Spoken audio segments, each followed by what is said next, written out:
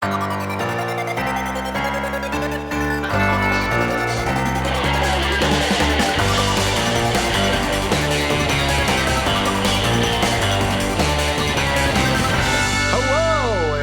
to another episode of You'll Only Listen Twice, our Bond podcast where we're taking a look at all the James Bond movies, both official and unofficial. As always, I'm Jake. Wait, Troy?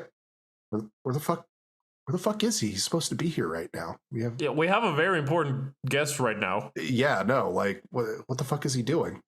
Jan, I guess Jesus introduce Christ. yourself next. Well, I'm Jan, and I have no quips this time. Hello. And producer Paul, of course, is here. Hello. Yes, we're very professional. We're on our best behavior. Yeah, no. And today we are talking about License to Kill. But before we get into that, we have a very special guest. Jan, take it away. Well, this man is a very, very special guest. He is the namesake of not one, but two James Bond legends. He is the connection of the James Bond world to my world, that being Mexico and some Mitsubishi commercials. I would love to say that he is the one and only, but I think he's like the sixth one or something like that. He is Mr. Pedro Armendáriz. Woo! Yay! How are you guys? Thank you for having me. No, thank you so much Thank for you. taking time out of your very busy schedule to talk to us About this old franchise. We are going to talk about License to Kill, and we had to bring you on for this episode because not only was your dad in License to Kill, but you were in License to Kill. Tell us a little bit about that. Well, as you guys know, the License to Kill was filmed among many places, Mexico City and Mexico, the whole country. It was shot in Toluca. It was shot in Mexico City. It was shot in Baja California and Florida. Basically, those are the four places that were used as locations for the film.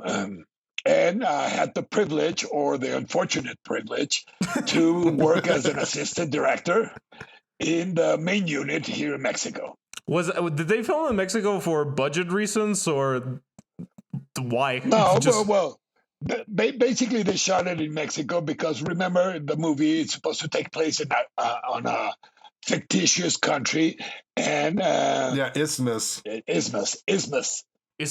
And Barbara Broccoli had a long list of friends here in Mexico, and she always wanted to film a James Bond flick in Mexico. So that was a chance for them to finally realize their dream of coming to Mexico and do a James Bond film here in Mexico. So basically, that was it. That's great. I mean, Mexico is a great location of the movie. James Bond movies, as you know, as probably your dad has told you, and you, of course, know because you worked in one, have a reputation of being cursed productions. And I was telling these guys, you are the master of cursed productions. You have been in so many. So how cursed was this production, and how does it rank with other cursed productions you've been in? Well, you have to understand also that a movie of that size, also, I mean, it's only normal to have all sorts of little problems, and especially when they shoot in other countries, because most of the crew back then was British. The director was British, the production designer. There were three basic families that were really done a bunch of James Bond movies since Sean Connery and all that. It was the Broccoli family, which are the producers, Barbara and her father. And then there were the Lamont family, which did the production design and all that. And there was another family, which I can't recall their last names, that did basically all the production, but not the big production as in Barbara Broccoli, but the production design, I guess you could call it. Yeah. And those were the three families that basically stuck together throughout the James Bond history. Maybe, I don't know if you guys know, but my grandfather also appeared in a James Bond movie, From Russia with Love.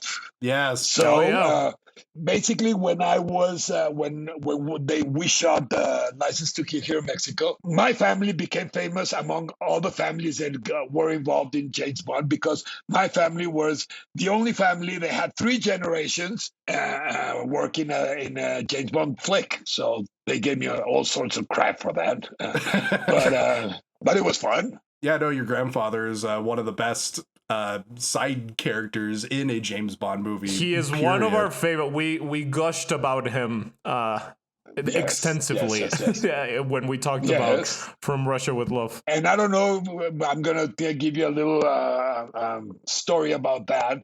My grandfather, when he went to Turkey to shoot the James Bond film, he was very ill. He had cancer. And the James Bond film, From Russia with Love, was one of his last pictures. He was so sick, they had to shoot around his schedule because he had to go to doctors. He had to do all this weird stuff that people with cancer, with dying with cancer, had to endure. And the Broccoli family was kind enough to schedule the film around my grandfather's schedule. And I don't know, maybe the next time you see it, you can see that when he walks a bit with a little thing, because he couldn't walk very well. And all his scenes were basically static scenes because of my grandfather's condition. So that's a little, side note that maybe you guys didn't know. And when the movie was done, my grandfather died. So my grandfather never saw the flick, the picture completed. That's a shame. It's one of the best. Yes. We read somewhere that he got cancer from being in that John Wayne Genghis Khan movie. The Conqueror. Yeah. Yes. And that Terrence Young also was a body double for him. Yes. And also what happened there is that they shot it in Utah, where years before they did those nuclear tests, and most of the cast and crew with time got sick, and many of them died from cancer, from radiation exposure. Jesus. Yeah, that's crazy. If you're listening to this, do not get involved in the movie business. It can literally kill you. Yes. Yeah, 90% of your cast and crew could end up with radiation sickness or something. But so how much contact did you actually have with the Broccolis and John Glenn, and how were they? Oh, no, John Glenn, well, I was a director in his unit, so basically I saw him every day. I had lots of contact. Well, back then I was young, and I was a second assistant director in the main unit in Mexico. And basically my responsibilities was take care of the actors, as in give them their shooting schedule and their call sheets and all that stuff. And when they got to set, I was responsible for taking care of all their little, needs that they had. And also, since I spoke English very well, they made me their translator, because most of the people here in Mexico didn't speak very good English. And as you know, they needed someone to, help them out with the translations and with communication between the Mexican crew and the Brit crew. And how is John Glenn as a director? Because we've talked about it, and we think like he's directed some of the best, but also some of the worst James Bond movies. So how was he on this one? Well, but basically he was a very nice guy personally, and during work he was basically like all directors. He went there, shot whatever he had to shoot. He was very kind with actors. I learned a lot about how to relate with the actors before filming, during rehearsals, and all that stuff. And that taught me a lot of things. because I mean, I understand your point that he did some of the best flicks and also some of the worst flicks, but I think basically it wasn't his fault. I think it was the stories. Some of the stories, especially the late stories with Pierce Brosnan and Timothy Dalton, were not the best stories. Well, were not the best movies because they lacked the entertainment part or the action stuff and all that stuff that other James Bond movies had. And also, those stories were not books by Ian Fleming. I know Troy wanted to ask, for some reason he's missing, but he wanted to ask, why is Timothy Dalton so serious? He doesn't like when James Bond is serious. Yeah, does Timothy Dalton care too much? No, well, he did care too much, but I think he took the role too seriously. Like Sean Connery and what's his name? Roger Moore. And Roger Moore. They were more of a, chatty kind of guy, making jokes and making all sorts of little things that made James Bond appealing. And then this guy tried to be, a really tough Secret Service guy. And I think it wasn't the best. Well, at least not my favorite. How was working with Timothy Dalton? How was he? Oh, look, personally, he's a really nice guy. For example, he's the only actor. I mean, I've worked with a lot of actors, but at the end of the movie, he gave me this huge bottle of whiskey, those 5-liter bottles of whiskey. Awesome. That's very Welsh. That's awesome. This is for you, for taking care of me and making my life here in Mexico less miserable. So to me, it was a huge little thing that made me care about him as a person, That's awesome. This is a nice story. Him and Robert Davi at the time were going bald. So every day they got into makeup and they used to spray him with dark paint so their hair looked thicker. Oh my god! So okay, That's so great. we've been ranking Sean Connery's toupee, and we've been trying to find something to rank with Timothy Dalton. You've just given it to us. We'll rank his hairspray. Yes, they used to put this little hairspray specially made for people who have thinning hair, and every day he used to do psh, and each of them had their own spray because they had different color hairs. And the action scenes where they had to run and stuff like that, especially in Acapulco and stuff like that, they used to start sweating. And, like the penguin.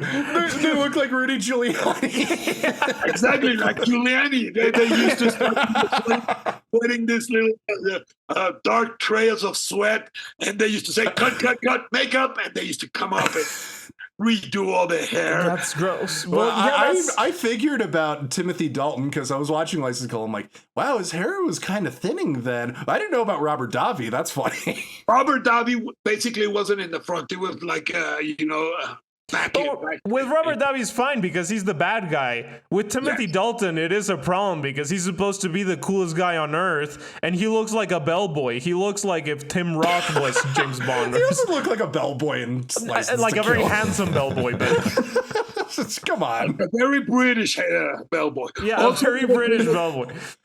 How much of his own stunts did he do? Very little. Okay, Very that's little. good to know because he pretends that he did a lot. Well, like, that's the narrative, yeah. No, but very little because also you have to understand, very few actors do their own stunts because they push themselves to do their stunts.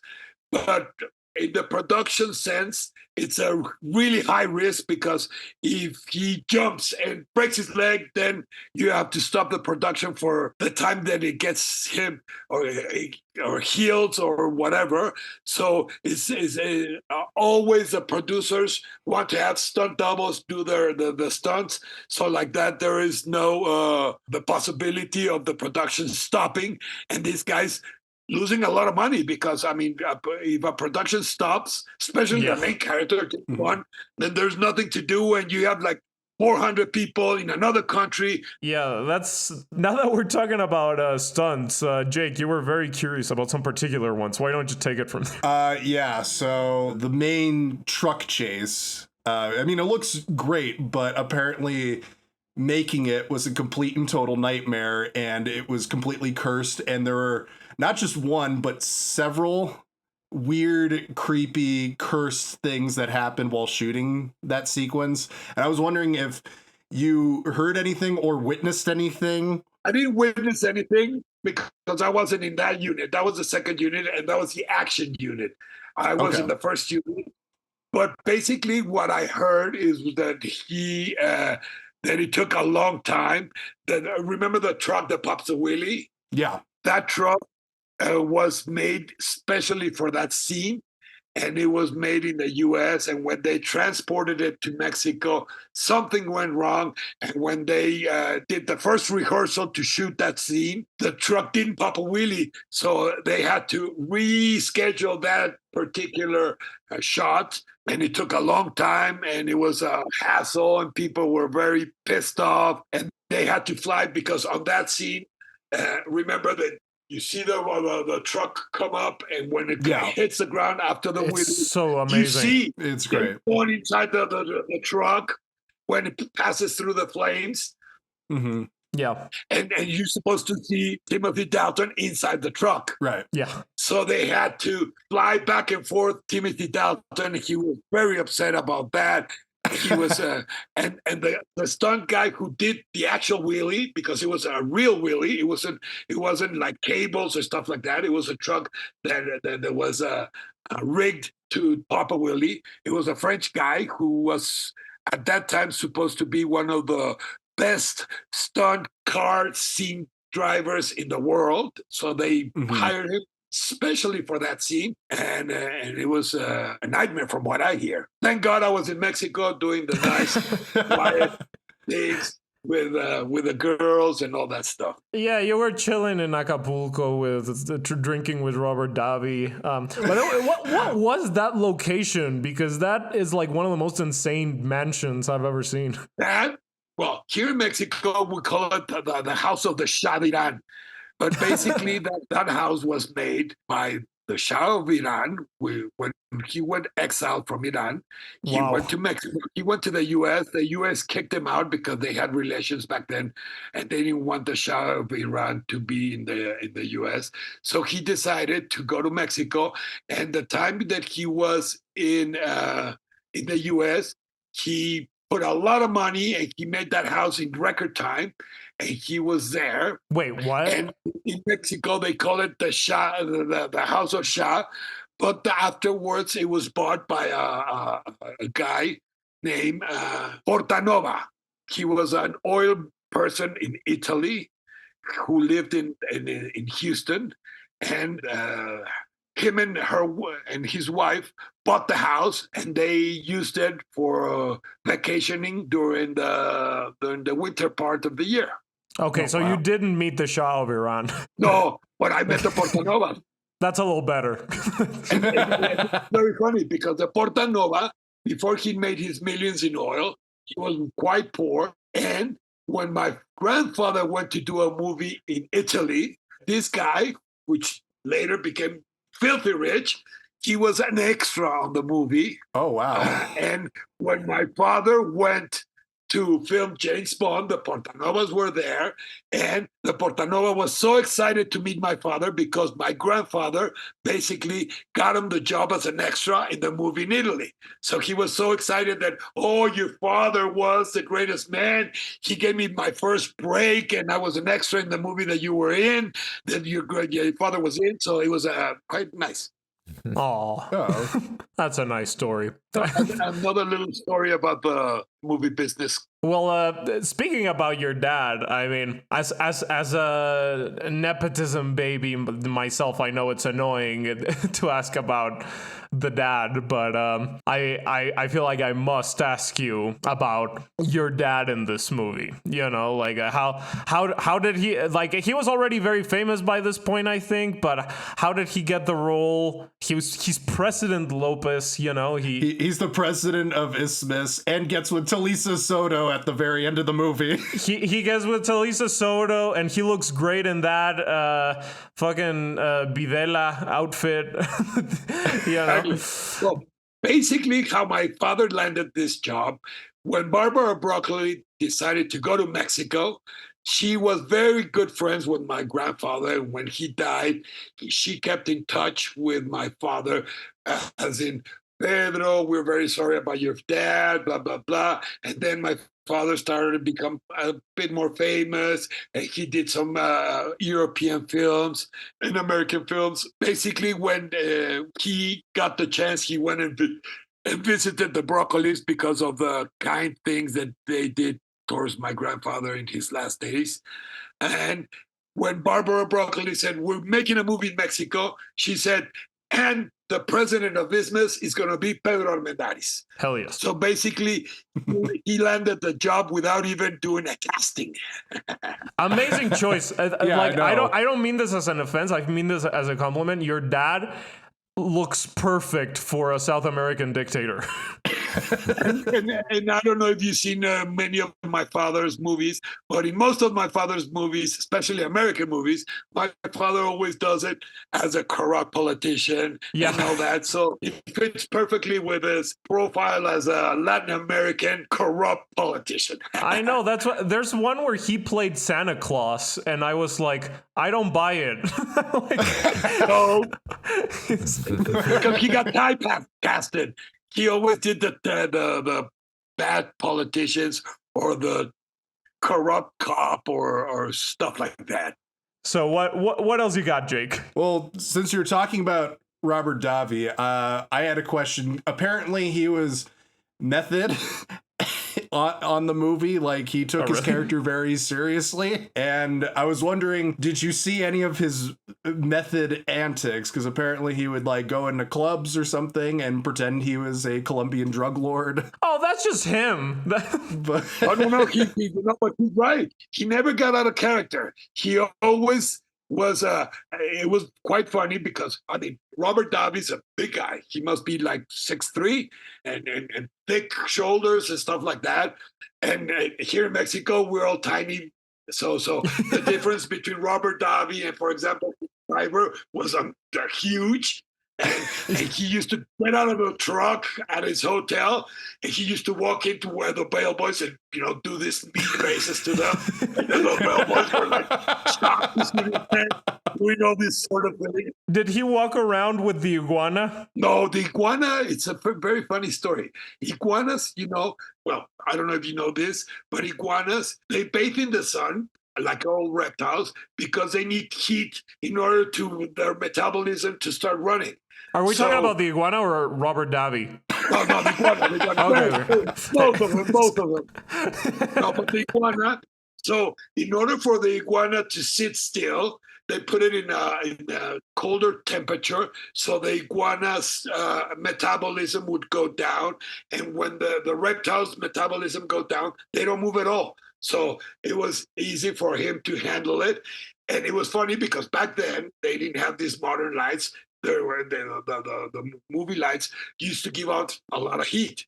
So he used to have the iguana in his arm, and do take 1, take 2, take 3, and by take 4, the heat of the lamps basically warmed up the iguana, and its metabolism started to pick up, and the iguana started to get restless. And this guy was, I mean, he looked like he loved the iguana, but he was a bit phobic about the iguana. It was, oh, this thing is starting to move. Put it in the coal. Put it in the coal.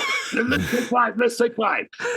Well, his method acting only went so far. He's just like, get the fuck off. He doesn't love the iguana that much. But he's a really good actor. Oh yeah, no, he's great, and it's funny. funny. I think he epitomizes even though he's not Latin, because he's basically Italian descent. He's a prototype to me, of the Latin American thug. Well, you know who I was the most surprised about all the actors? Benicio del Toro, because Benicio del Toro, right. It was one of his first big roles that he had. And a funny thing, he studied with me high school in the States. Oh, no way, really? Oh, I didn't know this. Yes, and many years after, we met up in the set of James Bond, so it was quite fun. That's all. Is he nice? Lovely person. Oh wow. Lovely person, and we used to. And he's back then, I don't know now, but back then he was a party animal. So was I. He looks and like one. Yeah. the other day, we wrapped up, and it was, Benicio, what do you want to do? Let's hit the clubs. So we went out clubbing until 5 o'clock in the morning. We had basically went back to our hotels, took a shower, and went to work. So it was Can you fun. stop being the most interesting person I've ever met? Every single time I talk to you, you have an amazing story. I was partying with Marlon Brando, and That's what happens when you work in this fucking industry. And now I'm just thinking, I'm like, Benicio del Toro is bringing out the knife, being in character at the club. Cutting out. He was so funny. Cut out He your was so heart. funny. And back then, nobody knew him. Basically, he was a up and coming actor. Nobody here in Mexico, nobody knew him. yeah. And it was fun because during the weekends when all the actors said, okay, we'll go with you guys partying and stuff like that. I mean, Timothy Dalton people knew who he was. Robert Davi, some people knew who he was. Well, the girls, basically, there were girls and they were hot. So basically everyone looked at them. But us two, which were the youngest, were the masters of the clubbing scene in Acapulco where we were filming. That sounds like such a cool production. Oh, it was fun. That sounds fun. My last question for you: what's your relationship with the Bond movies? And like your grandpa was very famous for being Karim Bey in From Russia with Love. Your dad was the president of Isthmus, License to Kill. Does that impact like your view of the James Bond movies, or do you look at it more casually, or you're like, fuck these movies or something? No, I mean, James Bond is if you're a movie fan, James Bond is a must. It's a series of films that basically took everyone from Secret Service guy, which is one of the best persons or characters to make a movie around him. I mean, every time you see a James Bond movie, you say, "Oh, I bet this." Basically, James Bond to me is like the Rolling Stones. Each tour, you say, "This is gonna be the last. They can't make another tour." And bingo, another tour comes up and say, "God damn, these people never die or what?" Yeah, it's just like magic. So to me, James Bond is one of the pillars of this cool-looking guy that always saves the day, always gets the girls, always kicks ass. And well, nowadays he gets messed up, but back in my days when I was young, this guy his hair is always perfect. His suit is always perfectly ironed, and then his shirt is impeccable. And to me, I think it's the prototype of the cool guy in the movie. Like John Wayne in westerns, I think James Bond is to the Secret Service or to the this cool guy. Yeah, well, we obviously agree. Yeah, no, and you're like, and you're like elevated because you're just like, hey, I worked on a Bond movie. My dad is in a Bond movie. My grandpa's in a Bond movie. Oh. Well, it would be nice if they gave me free tickets, but I had to pay my fucking ticket to get into it. There is nothing that makes it best, All right, well, Pedro, you're a very busy man. I know this. We greatly really appreciate you coming on. This is the closest that we've ever gotten to like a real episode with like actual insight. Yeah, no, thank you so much. We are forever grateful to you. You've elevated the tone. Yes, thank you. Yes. It was my pleasure fucking around with you guys. Jake, Paul, John, it was a pleasure. Whenever you need someone to shoot crap in your podcast, I'm always here for you guys. Amazing. I hope we make you a recurring guest. Excellent. But you know what's the best part of a movie? What? What's the best part? When they say wrap it up. Oh God, the sweetest words in the English language. That is. So let's wrap up the interview. Thank you very much, take care, guys. Mr. Pedro Armendáriz. Yeah, thank you, Pedro. Lots of fun. Peace. Wow, that was a really good interview, you know? I know that was like a real episode. It wasn't just like dick jokes for 2 hours. I know, I didn't have to boo a single...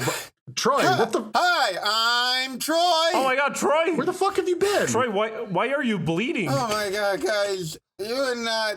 Oh, gee, I have had a week. Why do you smell like petrol and cocaine? What's with all the bruises? Your hair is dripping like paint. What happened to you? Oh, that's a new thing.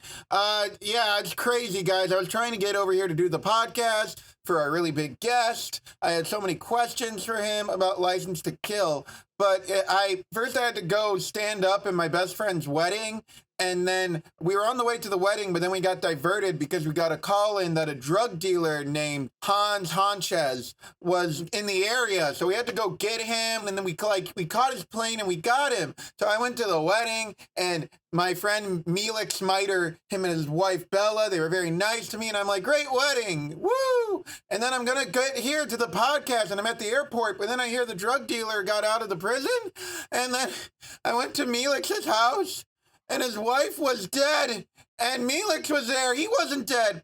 He was eaten by some kind of manatee. So I was like, that's it. I got to go avenge Milik. And then my boss, not Paul, my other boss, he's like, we're going to fire you from the 7-Eleven if you avenge Milik. And I'm like, no way. And then I flew all the way down to Suriname. All right. And then I went to Suriname with this lady who I made out with her on a boat, but I didn't really think we were dating, but I think she thought we were dating. And then like my friend from the 7-Eleven sent our really old coworker who's always been there down to get me. Normally he helps me at the Slurpee machine, but this time he brought me like explosives and like guns. Hans Sanchez thought I was a friend, but I wasn't his friend. I was faking it the whole time. And then we were at like a purification plant for like heroin. We had to like shoot it up. And then we all, me and my 2 girlfriends and the guy I know from the 7-Eleven, he was in disguise. We all got in trucks and we flipped the trucks. And then I was like next to the guy and I set him on fire next to a gas tanker and he exploded. And then I went to a party with the president of Suriname, and I fell into a pool with that one lady from the beginning, who I guess we were dating, and like a fish winked at me. A fish winked at me, guys. And then I caught the next flight out, and now I'm here and I'm ready to do this podcast. Wow, Troy, that is some story you had there. What a funny story, Troy. My friend has been eaten by a manatee. He's fine though. He was smiling on the phone. I think he's good. That's good. And Troy, yeah, your story sounds very similar to what we're talking about. What? Yeah, no, we're talking about, of course, Johnny English Reborn. Don't worry. You can count on me. Johnny English Reborn. Written by Neil Purvis and Robert Wade, this Yes. movie, it could be counted as official James Bond parody, starring Mr. Bean from Never Say Never Again. Yeah. So is that plot similar? I haven't seen it.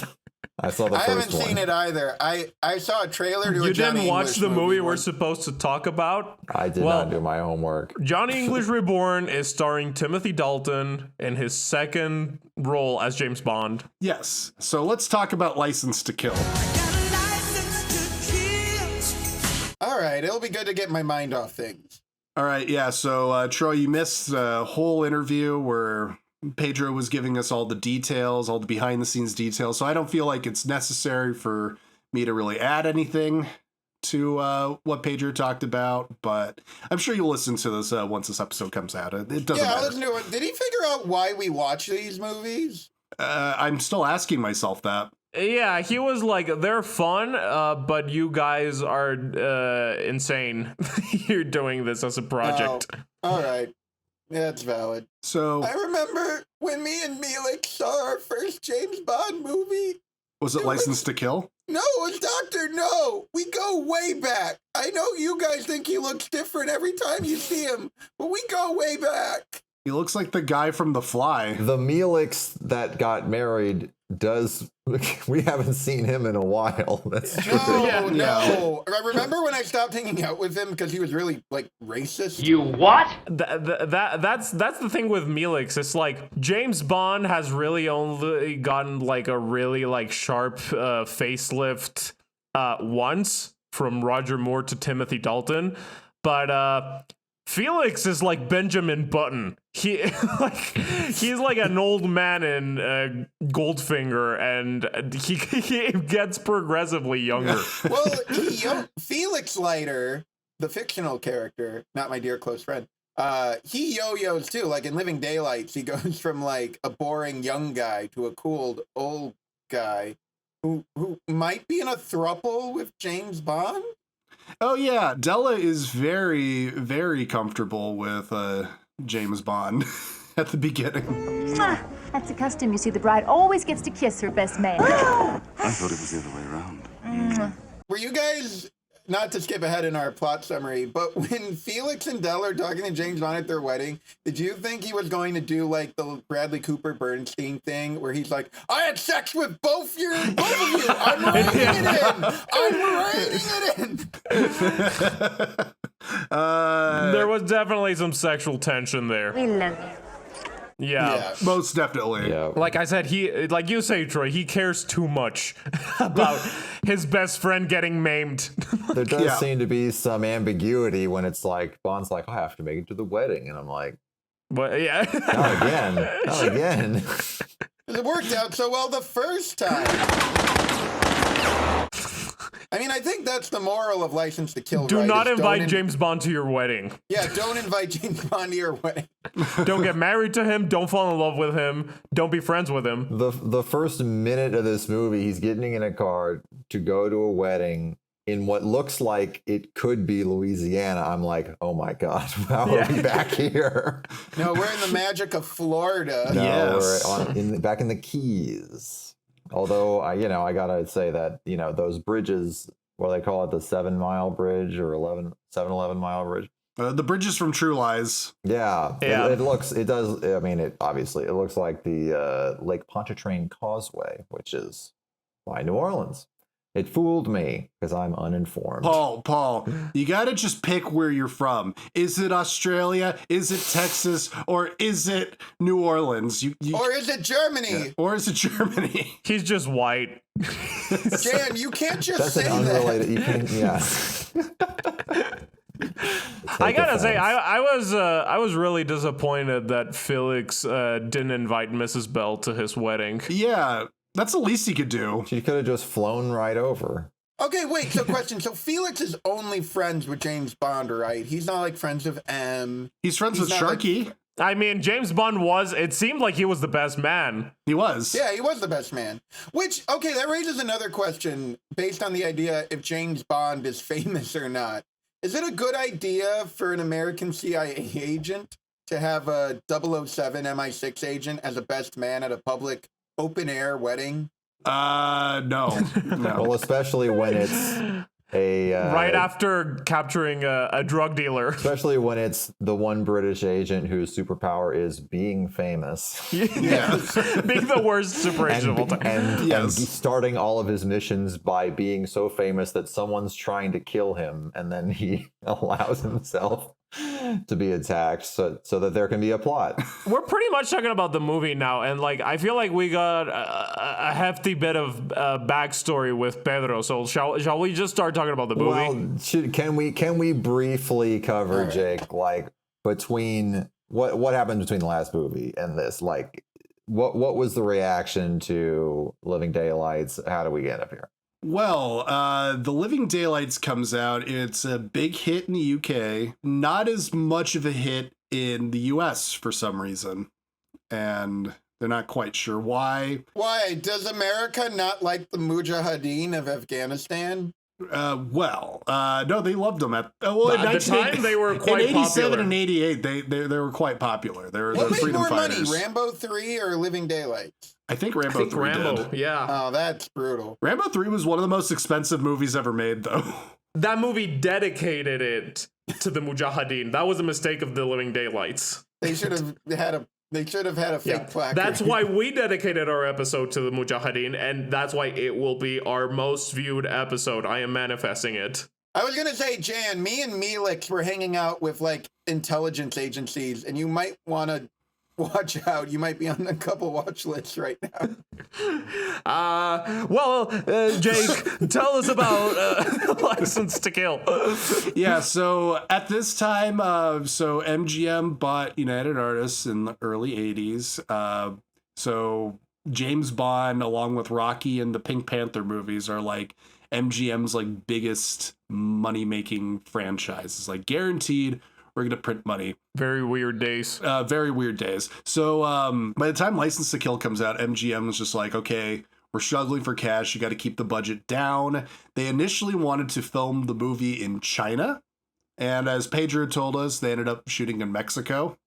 And they had to change the plot in order for it to fit in a South American country. And so they're like, oh, we can film it in Mexico. I would have had to change it pretty drastically, right? Yes. Changed it pretty drastically. So they were figuring out, well, we don't really have any more short stories to adapt besides 007 in New York, where he eats some scrambled eggs. And then there's also Quantum of Solace. That fucking blew. Yeah, that fucking blew.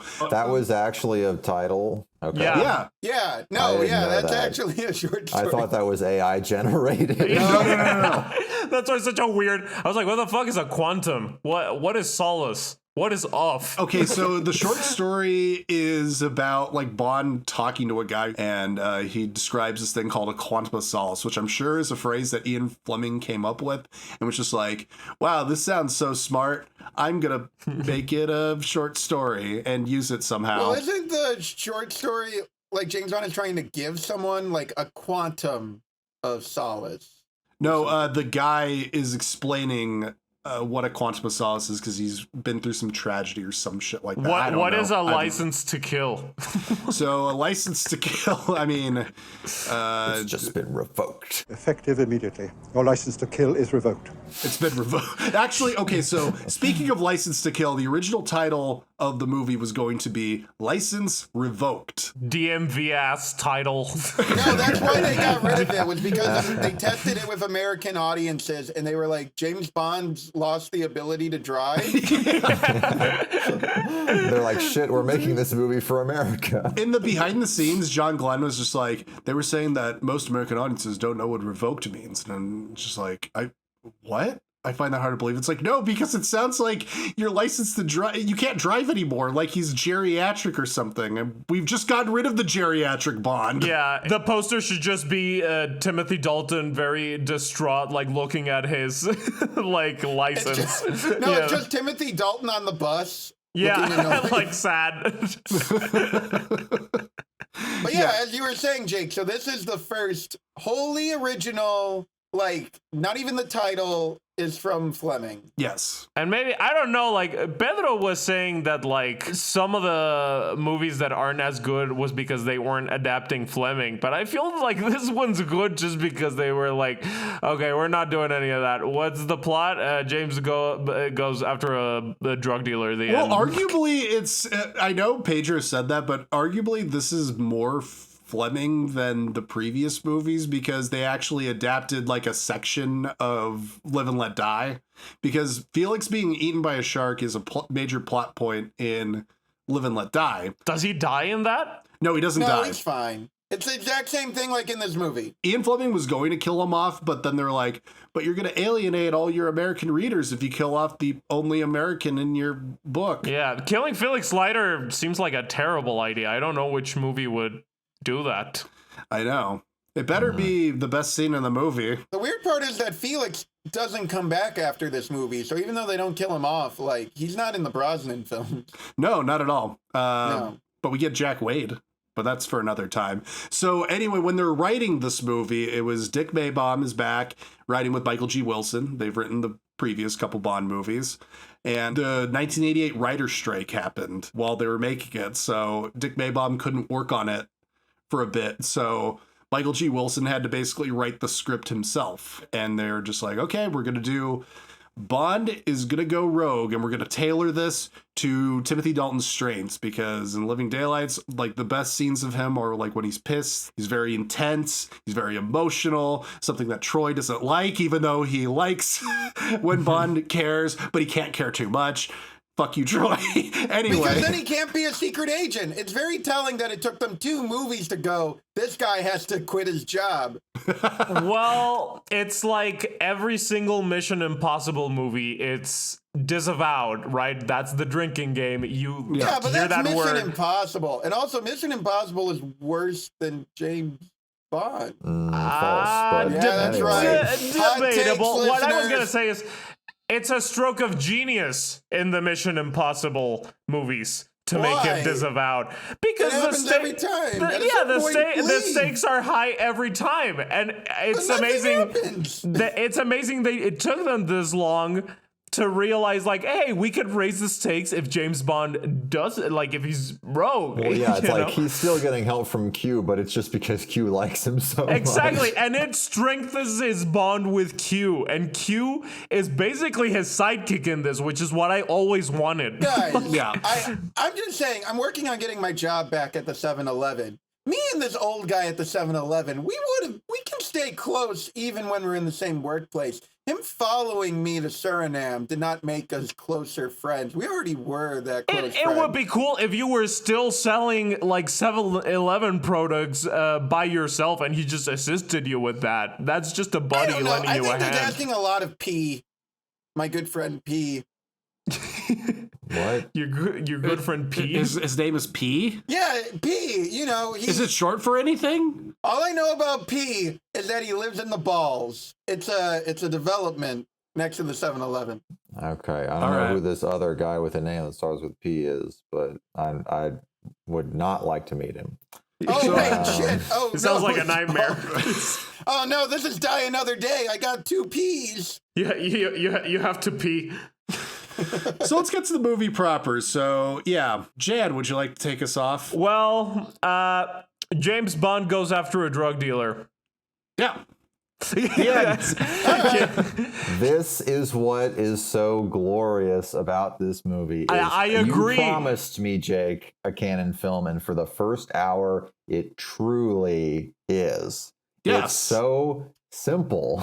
Yes. They kill the guy. They kill the wife. They take Felix's legs. I can understand what's going on. It's glorious. The one part that's slightly vague is they don't show Felix's leg stump. I was a little sad about that.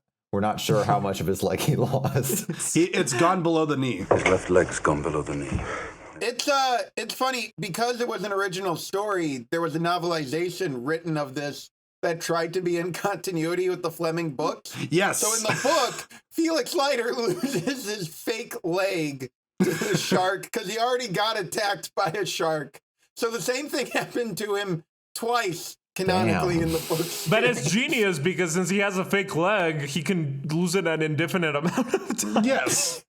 To a different shark every time. Well, it's like those Yes. lizards with like a tail that looks like their head, and then they just. But the grow it whole, back. like, okay, the whole Felix thing, genius. Why? He's the closest thing James Bond has to a friend. They've gone on so many adventures. They cast the same guy from Live and Let Die to give it continuity. They got rid of the boring, wet-ass fart guy from the last one. Yes. It's the Felix we know and we like. And is a much better actor. He's a much better actor. Is he the best Felix before this movie, though? Do we like Yes. him more than the Felix? This is my favorite Felix by Goldfinger? far, yeah. I would say I slightly prefer Bernie Casey in Never Say Never Again. Going to be your ass, James. Bernie Casey's yeah, good, but I That's not a real movie. it doesn't count. fair. Doesn't count. Fine. No, this is great because it immediately like establishes like Bond. We know he cares about this person. We know they're friends, and so this movie is trying to do the whole revenge thing from For Your Eyes Only, but actually succeeding because Yes. we know that he's pissed off because we like Felix and we're pissed off. You know I that wish. All right, I'm going to contradict myself here.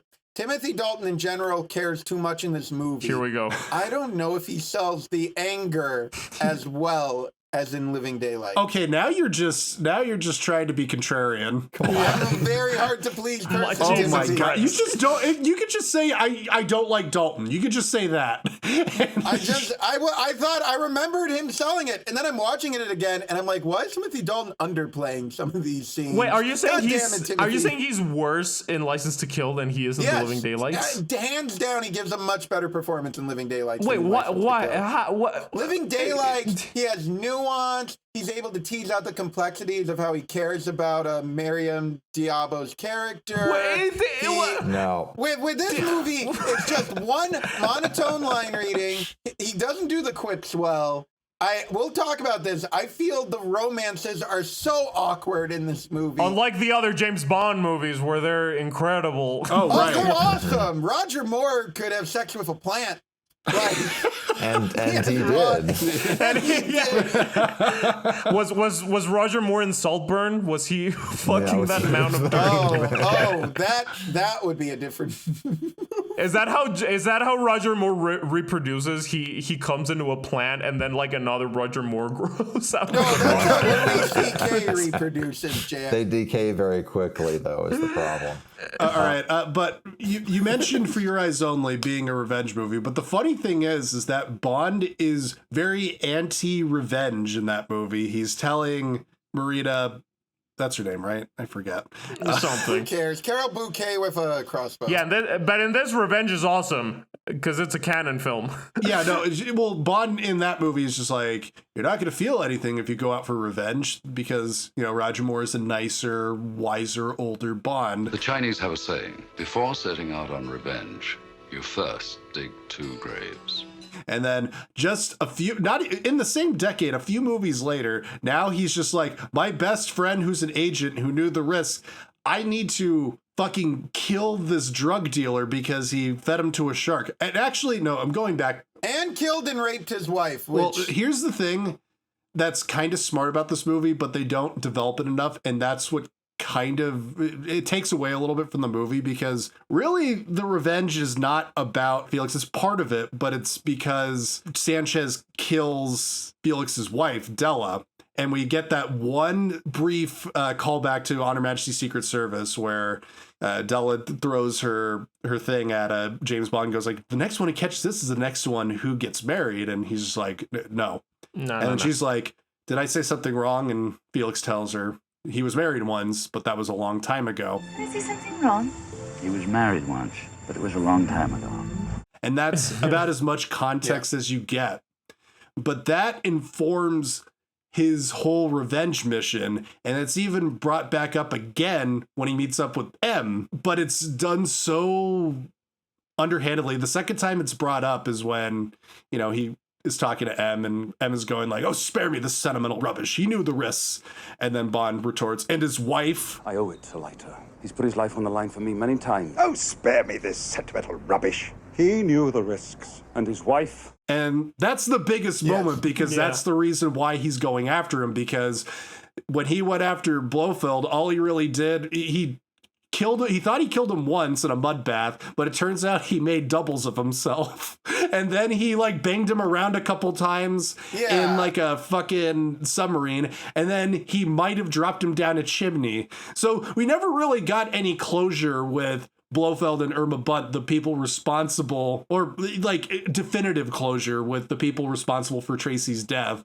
So this is the stunted reaction because it's okay, well now I got to go after this person because then maybe I'll get some solace from this. Quantum. If you were to pretend, I mean, again, part of why I don't like Dalton is he's such a definite break from Moore, but if we were to pretend these are all the same guy from Dr. No to Die Another Day, Dalton's tenure does feel like that man having a midlife crisis of what am I doing? It's like he got sober and and then Pierce Brosnan is him falling back off the wagon. Yeah, he felt that. He was like, I was happier with martinis. Well, it's when Bond. It's funny because it's we're talking about how George Lazenby is him gradually turning into real a person, yeah, or maturing in some way, and then he reverts back to Sean Connery. Timothy Dalton is like the same thing, where he's becoming more real, and then he reverts to Pierce but Brosnan. it's only for like a brief amount of time. It's only like 1 or 2 movies.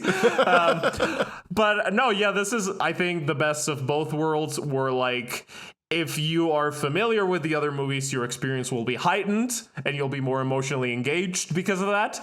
But it's not hammered over the head, so it's still an anthology thing where, like, if this is your first James Bond movie, you'll be fine. Unlike some other future James Bond movies that rely on you watching the other ones. I like it when the future Bond movies hammered over the head, because then I understand his stakes. It's not all implication. That's like the fine line of I kind of agree screenwriting. with Troy right here, because like the one thing that's, I mean, it's I love it like already because it's simple and streamlined, but if you wanted to like get a little more mileage out of this idea and really emphasize it, like, I don't know, it'd been cool to like, there was more elaboration on Tracy, like not like a full like thing. Now that we bring it up, I think there could have been a good scene where like Pam Bouvier is like talking to Bond and he's like, my wife died, and she's like, did you ever get the person who did it? And You mean that scene from Quantum of Solace? well, no, it's Irma Bunt.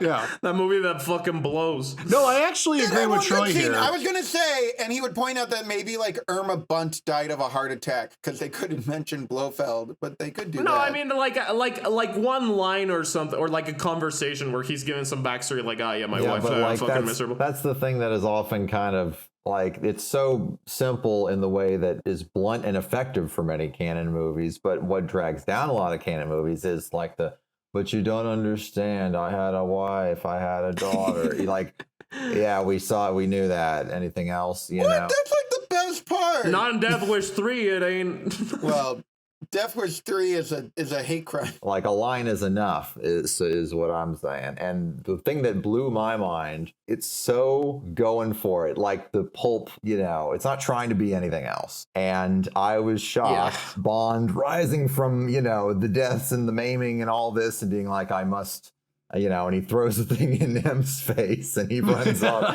And I'm like, oh my God. There's a head that fucking explodes, and it's not a Dr. Kananga exploding. It explodes and guts like. Oh, we'll get to the head exploding. Well, yeah, it has the brutality, but the thing that is just about this setup is it's so clean and just such a, you know, pulpy hook that I was shocked. I'm like, oh my God. For a brief 10 minutes there, I'm like, I think I like and I'm rooting for this character. I know. No, and this has never happened before. Yeah. Oh my God. And to me, it's weird because people usually say like Living Daylights and License to Kill are like kind of the same movie. I'm like, they're radically different. Completely different. Living Daylights is an adventure movie. License to Kill is an action movie. A very hardened action movie. The Living Daylights is this like convoluted, like boring spy thriller. License to Kill is this like baller fucking like badass, very straightforward 80s action flick.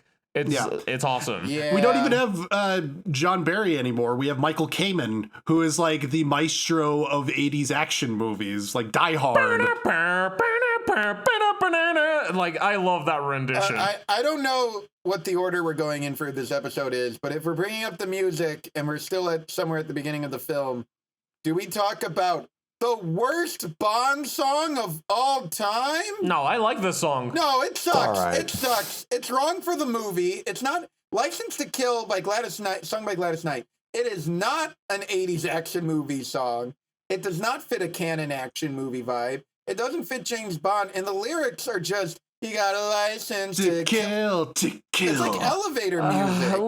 Listen, man, I watched this at the beach. I was in a very good mood. I thought it was chill. I thought it was much better. No, I was saying this title sequence is a definite step up from the last several ones, because I just felt like there are a lot of ideas here, you know. The lenses and the photos and yes, and I thought the song was better too than the last one.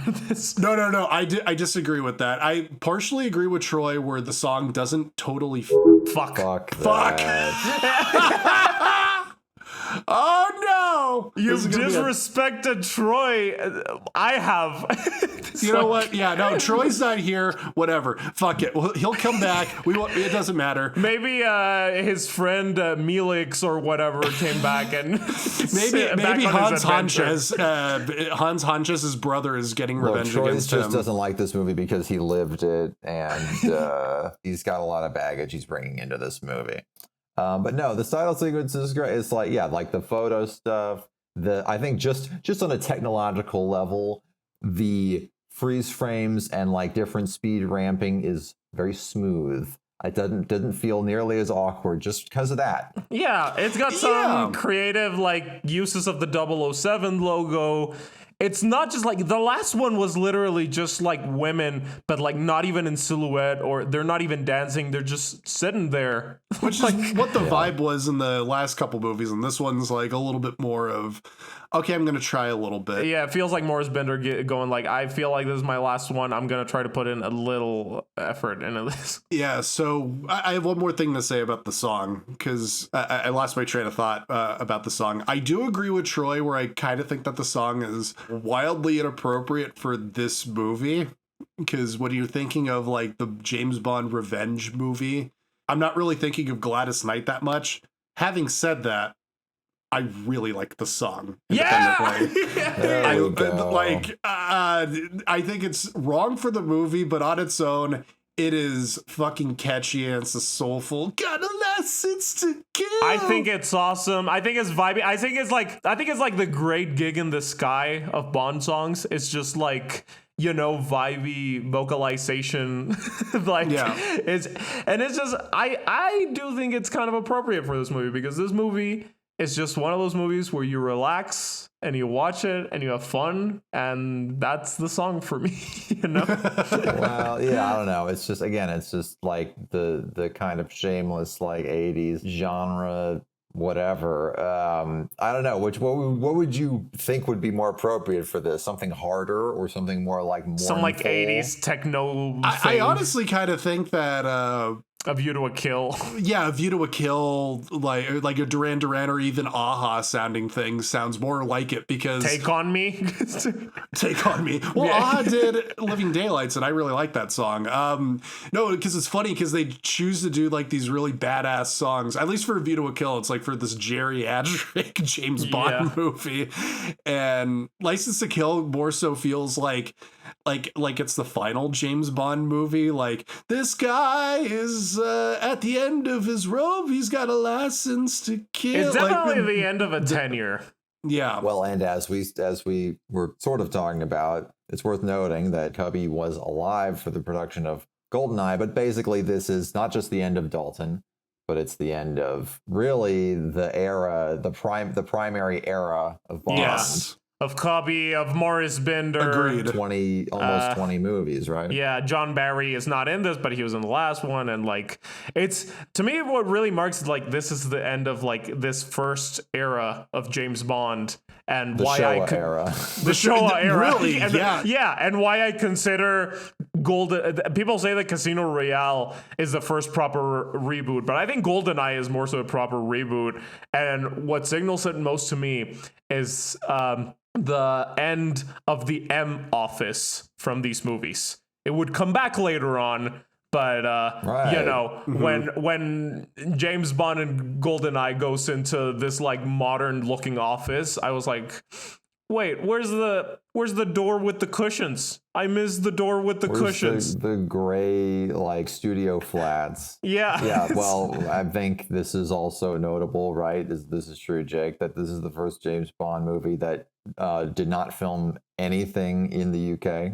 That is true. To its benefit, because they had to cut down costs, so they pretty much filmed everything in Mexico. Hell yeah, they did. And I think it's a good thing, because I think that getting rid of the boring M briefing scene and just having M just come in and be like, "What the fuck are you doing?" They're at the Ernest Hemingway house. Yeah, they're like, "You're fired." You know, like that's a much better use of M. It's a great way to vary it up. It's visually interesting, and my God, when he's like, "Don't shoot, it'll cause a scene." Don't take too many people. Like, Yeah. that's the only thing that's stopping him from being like, take that motherfucker down. No, too many people. By the way, does he punch M in the balls? No, he kicks the guy He behind kicks him. his assistant in He the kicks balls like or something. the guards that are pointing guns at Oh, him. okay, I thought he punched M in the balls, and I was like, that is an awesome move from James Bond. If God help you, only. commit. And this is probably like the best Robert Brown has been as M. It's the only time he's been really good, yeah. Yeah, no, because in all the other movies, he's kind of a buffoon. Well, and he's trying to do just Bernard Lee, but he's like way too like slow and cranky to. Well, and he's also stupid. And he's stupid.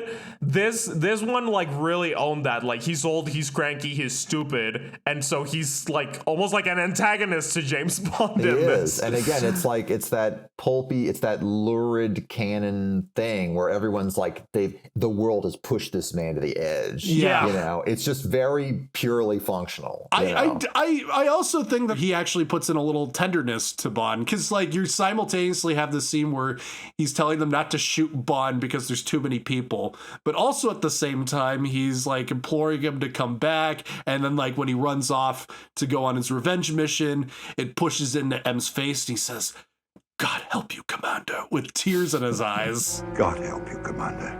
Yeah. You know, It's so cool. there's a Like, lot going on there in that performance. This movie is so much fun. Every single this is one of those hell yeah movies. Every scene I was like, hell yeah. So we should talk about, actually, I think it's pre-titles, is the first crazy action sequence. Yeah. Speaking of Nolan influence again. I said this is the Dark Knight Rises of the James Bond movies. Yes. And I mean, it's 1-to-1 in this opening, because the whole bit where they hook onto the back of the plane and they kind of just let it dangle. Of course, the wings don't come off of it. So No. Nolan had to perfect that, but otherwise, it's pretty wild. And he kind of A leaves helicopter down- doing this, a Coast Guard helicopter towing a plane, which is pretty it's wild. fun. And again, like these aerial stuff, it's impressive with Dalton. It's like, oh yeah, there's still a couple of ways of keeping it fresh, because in the other one they had the truck off the cliff and the parachuting and all that, and now we've mixing it up again. Oh, it seems like Hans Sanchez is still on Troy's back. So Yeah, Troy's still on the run. Sorry, guys. Whatever. He's not a Whatever. professional. You know what? We're going rogue. We don't need Troy's approval. this private vendetta of his is easily compromising this podcast. So we need God to help him. God help him. I'm gonna punch Troy in the balls and go rogue and keep on doing this podcast. Paul, Yes. this is for you, but we get Ed Killiver, who's played by Big Ed from Twin Peaks. Yeah. I was gonna say, Big Ed is still a Big Ed. This is 1989, so this is exactly the same time as Twin Peaks. He's the first thing we see, and I also should note, I don't think he's in any of the Mexico scenes, but No. I guess they probably did shoot some of the stage work there, right? Yeah, because definitely. he also appears in Dune. Oh, Oh, like maybe they shot it simultaneously. he was like living in Mexico City. Yeah, he's like, I'm back home on Arrakis. Except That's what I always say when I land here. Those exact same words. Back home on Arrakis. My planet Arrakis is so beautiful when the sun is low, and it's like a slum in Mexico City. Filled with trash.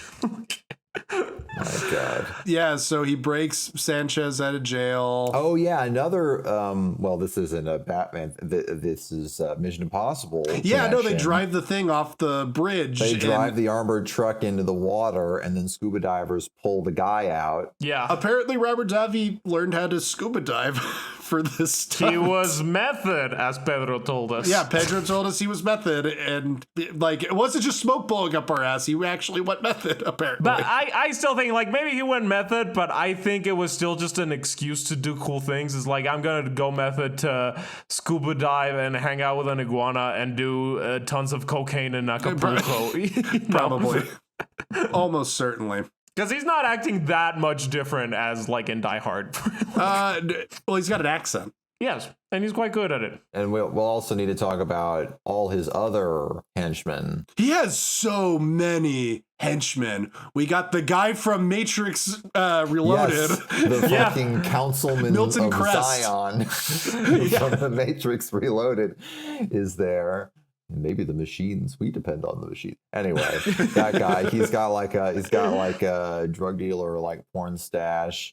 Perfect casting. He runs like an aquarium that hides cocaine and maggots. Oh, that was awesome. That was gross. And he's also holding. And Big Ed is just like trapped there too. My God. I gotta say that drawer of maggots. It just looks like a bunch of what do they call it? Octopus. What are the Octopussy. No. What's the fucking when it's like fried? When it's like tapas? Calamari.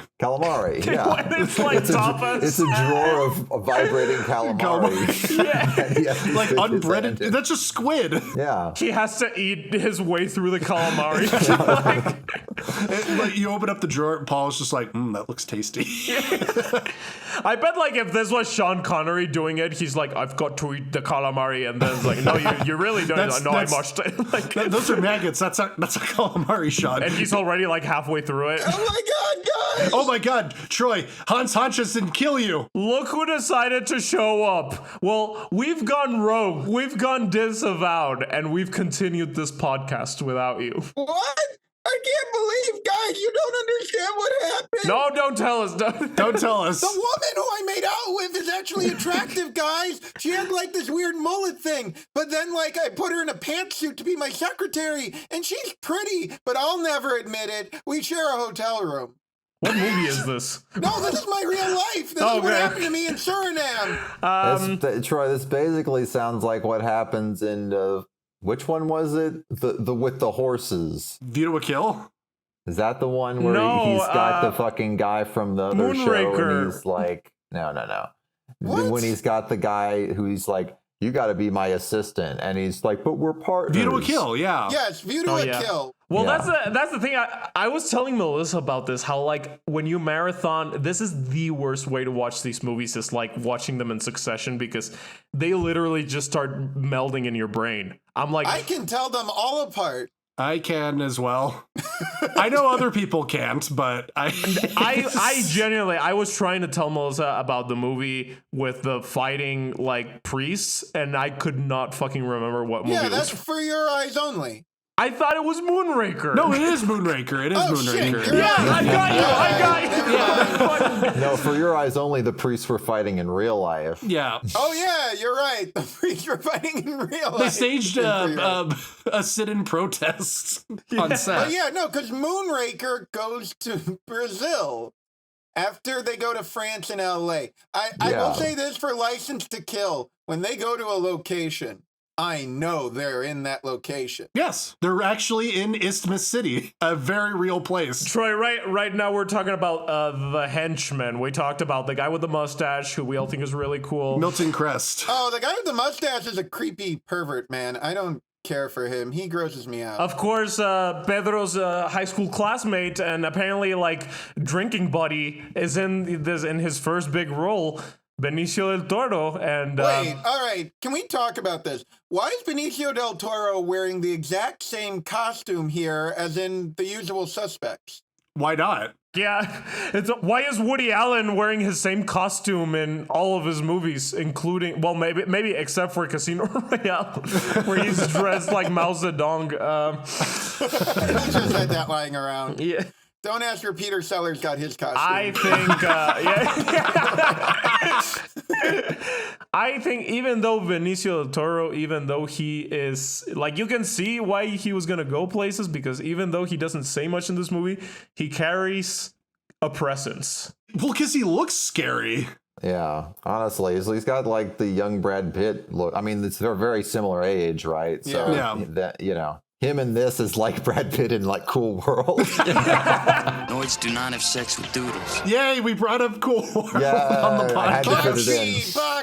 Bakshi. Speaking of his looks, have you guys seen how Benicio del Toro looks like in the 007 Legends video game? Oh no, I haven't. I have. I don't remember, but I'm sending it right now to the group chat. It is. Oh, shit. Oh, It's disgusting.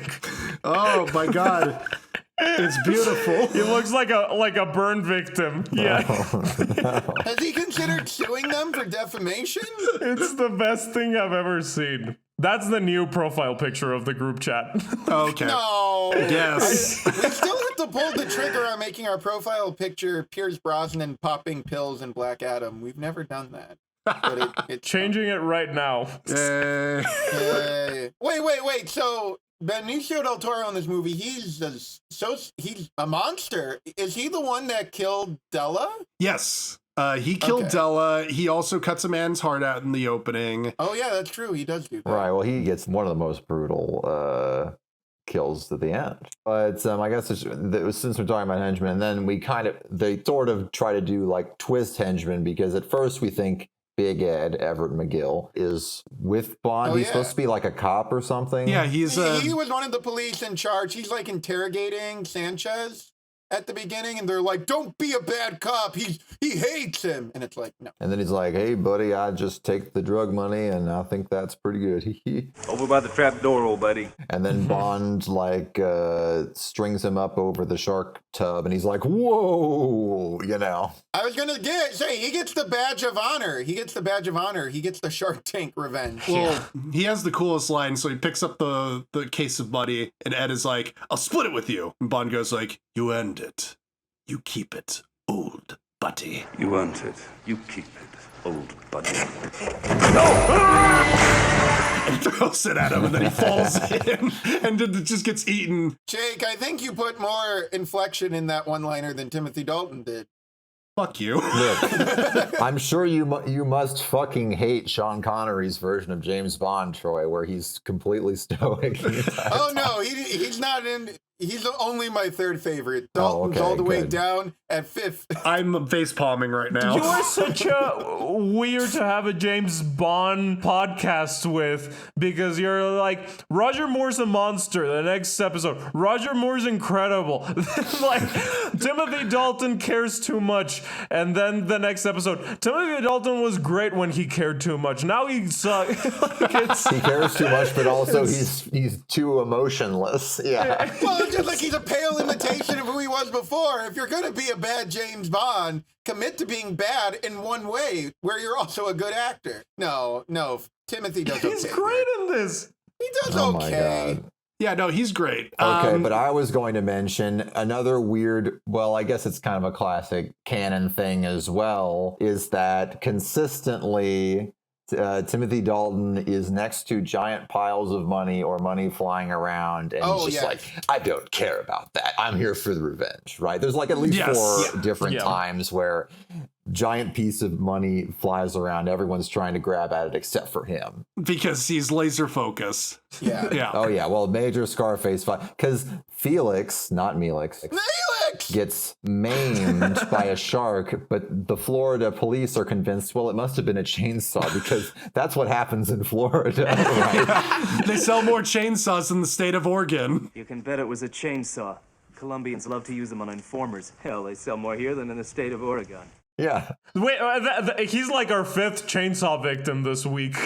Well, and then Sharky has like a delayed reaction, because the cop says this at the house, then they're at the hospital, and then Sharky, Bond and Felix's other friend, just goes like, chainsaw my ass. I know a shark bite when I see one. Chainsaw my ass. I know a shark bite when I see one. My name is Sharky, goddammit. Yeah. Take it from a man who knows. Sharky. You know why I don't live in America anymore? It's because James Bond has gone all over the world, the Middle East, whatever, and his most traumatic experiences have been in Kentucky, Las Vegas, and Florida. It's a clear sign Wait, that these are his most romantic experiences? The most traumatic to watch or to experience? To me, at least. I was like... traumatic. Yeah. I'm like, these movies are telling me not to go to that country. But Jan, you'll miss beautiful San Francisco. You've got three options. You're going to get eaten by a shark, you're going to be locked in a crematorium, or you're going to have to eat Kentucky Fried Chicken. Oh, man. Yeah. Or you're going to have to be subject to a lady turning into a gorilla for no reason. Viva Las Vegas. Anyway, it's a wonderful country. But James Bond, has he ever gone to New York? Yes, Live and Let Die. They should make something called 007 in New York. He has. Oh, he went to Harlem. Live and Let Die. Why am I on this? I remember now. Why am I on this podcast? Yeah, you were just saying, like, I remember all of these movies, and now you're like, what the what? Live and Let Die isn't a movie to me. Live and Let Die is a traumatic... Troy, you're obviously very scatterbrained because of your revenge mission that has broken into our podcast. Guys, you don't get it. I had to go to the casino. I had to win every night. Anyway, so James Bond uses a Laserdisc player in this, Jake. How happy were you? I was very happy. I was just like, because I forgot. I'm like, oh yeah, like Felix's computer is like a basic screen and a Laserdisc player hooked up right next to it. And I don't know. I'm like, was that a thing? Did people store data on Laserdiscs? I wouldn't think so. I'd have never heard of a writable Laserdisc. Well, because Laserdiscs aren't digital. They're I mean, I guess the sound is digital, but like, I didn't think, why is there a Laserdisc on his desk? It's the evolution of his cartoon police sketch machine. I guess so. Yes. Well, Felix is American, so he's got all the cutting edge tech, not like the rinky-dink British. I genuinely feel bad for Felix in this movie, and I do want James Bond to fuck him up. What about his wife? I didn't really know her.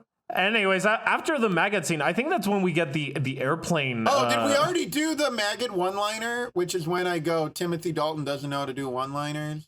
What does he say? Mind if I get my hands out of here? No. He throws the guy, he gets in the maggots, he's like, ah! And then he gets out and he throws another guy in maggots, and then he goes, bon appetit. Bon appetit. No, he delivered it fine. I thought it was good. Yeah, what's wrong with it? He could have had a little more fun with it. He could have had a little je ne sais quoi. Whatever. It's dry British humor, Troy. Johnny English would have killed that. So the guy from Matrix Reloaded has a boat, and Bond has to sneak onto the boat, and he meets up with Talisa Soto from Mortal Kombat. Who has been whipped. She's been like brutalized. Yeah, no, because she's Sanchez's girlfriend and she keeps trying to escape him, but then he always takes her back. And now she's like held prisoner on the guy from the Matrix's boat. Yeah, the creepy uncle. This scene is so cool. Like the whole, like from the boat to the airplane. I was like, this is Christopher Nolan shit. Like, well, has he been disavowed by M? Yeah, no, we talked about that. Wait, did you guys talk about the cat fake out? What? So when he goes to the Hemingway house, Bond, it's mysterious, right? So when he goes to Ernest Hemingway's house, Bond's like, what's going on? Oh, I know what you're talking about. And there's cats. There's cats everywhere, like Blofeld.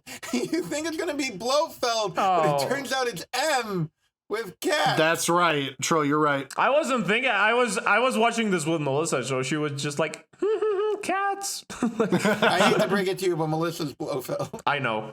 It's why I like her. Then he has the line, because they're at the Hemingway house. He goes like, well, I guess it's a farewell to arms. I guess it's farewell to arms. And then a single bell tolls.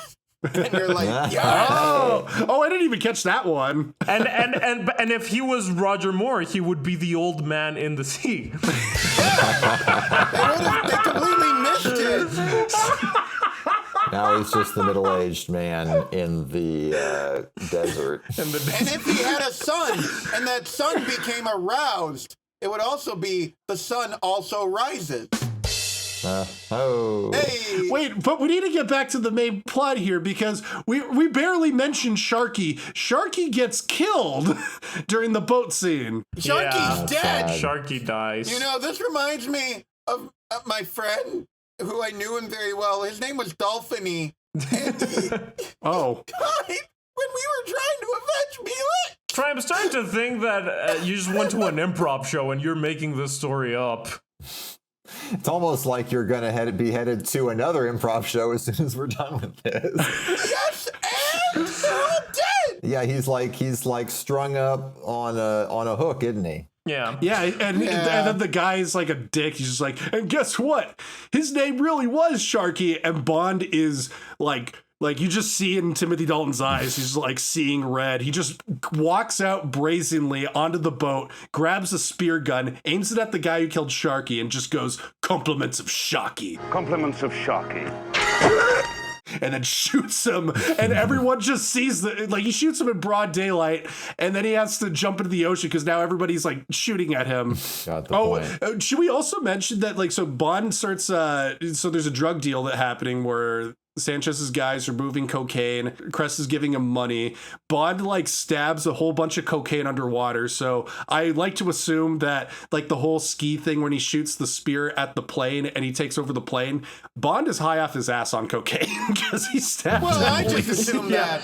No, this is the most cocaine fueled James Bond movie. Yeah, this is Bond on cocaine. And that's saying something. And they were from what Pedro told us, it seemed like everyone was on drugs while they were making this, which is why it's so cool. Allegedly. Wait. Do we have any more to say on the plane? No, it's just cool. All right, because if we can get to Pam Bouvier. Yeah, I this is probably my least favorite part of the movie. But the bar? Just Pam Bouvier, and when they get to the bar and the whole casino stuff, the movie really slows down for me. Well, yeah, this is when it starts to pivot away from being a canon movie, and then it's like, oh no, it's another James Bond back. movie. Paul and Jan are watching the movie and they see a woman come on screen and they're like, ew. This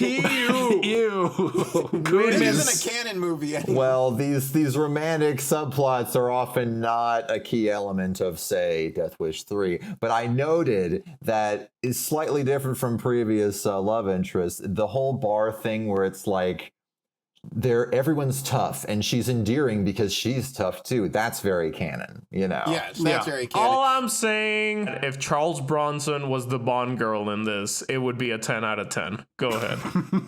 Well, you can't top that mustache. Why don't you wait until you're asked? Why don't you ask me? Hey.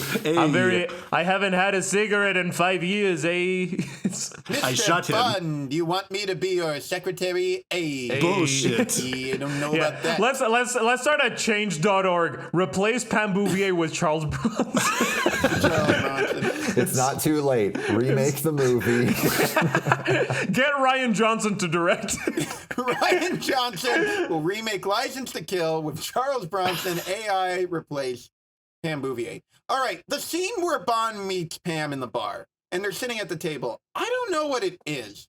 The sight lines are all off to me in this conversation. Interesting. Bond's talking to her and he's at an angle on the left of the screen. She's in the mid-center of the screen.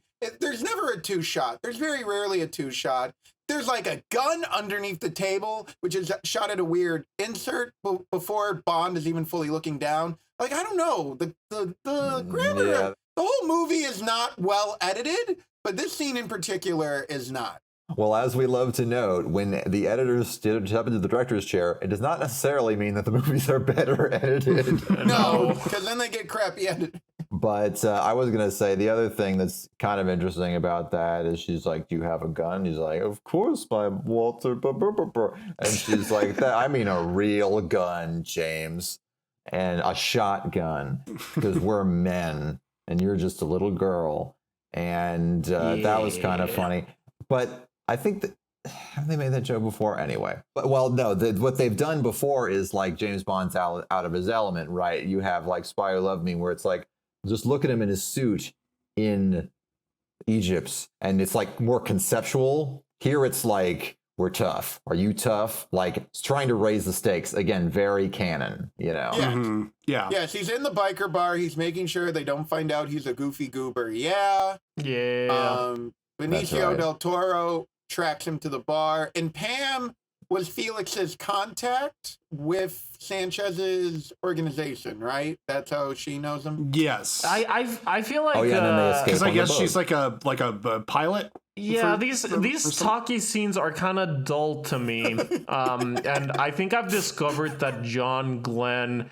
It's weird that he is considered a more grounded Bond director, because I think he's definitely at his best when he's doing awesome, ridiculous shit, and at his worst when he's just doing like normal movie stuff. Is there any Bond director who we would say shines in the conversation scene? Martin Campbell. I was going to say, in Casino Royale. All right, we'll get to this soon.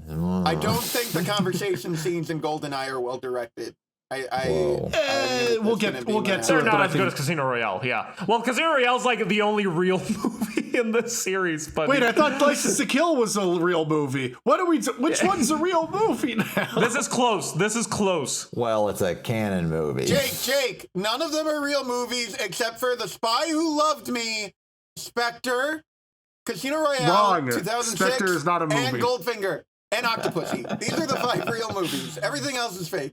Okay, but as a postmodern baby with a 5-second attention span, me and maybe some others do consistently complain about anything where it's like there's intrigue and reversals and he's sneaking around like a palace at night. I'm like, I don't know what's going on.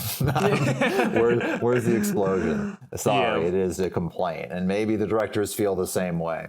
I think Carrie Lowell, speaking to Pam Bouvier and the talkie scenes, I think Pam Bouvier is a little frustrating to me because I think she has the potential to be a great Bond girl. I think Carrie Lowell, I haven't seen her in a lot, but she seems like she had what it takes to play the role. I think it comes down to direction and maybe a vague screenplay where, as I've alluded to before, Bond and her are making out at the end of their first meeting, but then there's a weird will they, won't they through the rest of the movie. Yeah, no, I did notice that while watching it this time. I think it's a script. It's a script thing because like she's clearly like a real actress, which is different from the majority of these love interests, you know. Yes. Where, you know, they're cast for something else. But and the other funny thing, I was like their negotiation where they're saying numbers and getting closer and then they start making out. I'm like, if only The Greatest Showman had ended like this. You're always talking about The Greatest Showman, Paul. You got The Greatest Showman is a real movie. No, it's not. No, it's not. It's much like a Bond movie where it's like what could have been. I think dreams to keep me up at night. The John Glenn tenure is also not great with the Bond women. Really? Well, it's hit and miss. He has some of the worst, but I think he has some of the best. I mean, the thing is, Guy Hamilton kind of puts it in the basement for a lot of other Bond directors. I mean, but Guy Hamilton's got pussy galore. Yeah, and when that's your best one... That's a good point, yeah. Well, Honor Blackman's just a fantastic actress, so... She's good. Yeah. But Guy Hamilton's concept of, And Tiffany... I think Jill St. John... Yeah, I think with Guy Hamilton, he lives or dies by his actresses. With John Glenn... That's most of these movies. Louis Gilbert actually had good story arcs for the women... But then the casting. Yeah. Well, at least with Spy Who Loved Me. Stacey Sutton, like, hypothetically, maybe could have worked with a different Do we agree that, I mean, actor. right now the king of the Bond women is Peter Hunt? No, Louis Gilbert. No, you know what? No, I'm taking it back.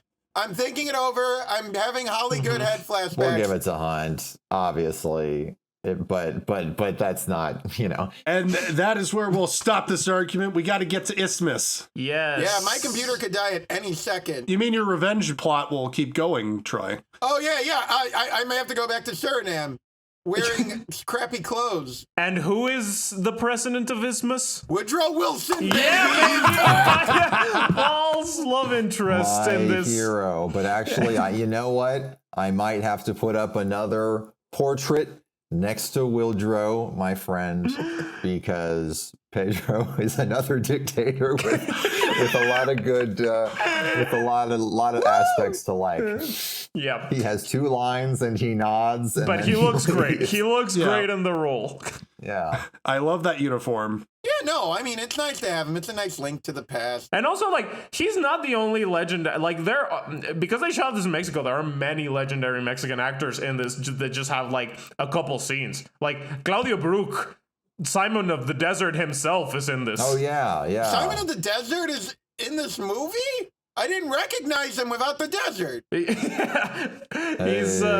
He's one of the old men who I don't quite remember what he does, but you know. Well, speaking of why are people in this movie, why is this televangelist character? What is this? Bless your heart. I don't know, but Pedro is in that scene. Pedro Jr. He's one of the cameramen. Yeah. Oh, good. So it's because Wayne Newton really wanted to be in a James Bond movie, and they're like, do you want to play this guy? But the purpose of Professor Joe Butcher is that he's a televangelist that is funded by Sanchez, and you know how they're writing like the amount of money they need to raise for their thing. That's how he communicates with buyers on how much drugs they're gonna buy. Yeah, which is kind of interesting. It's a little silly for this movie. Absolutely not. The president and the televangelists are small roles, but they are good for the world building of showing how Robert Davi has his dirty hands on every aspect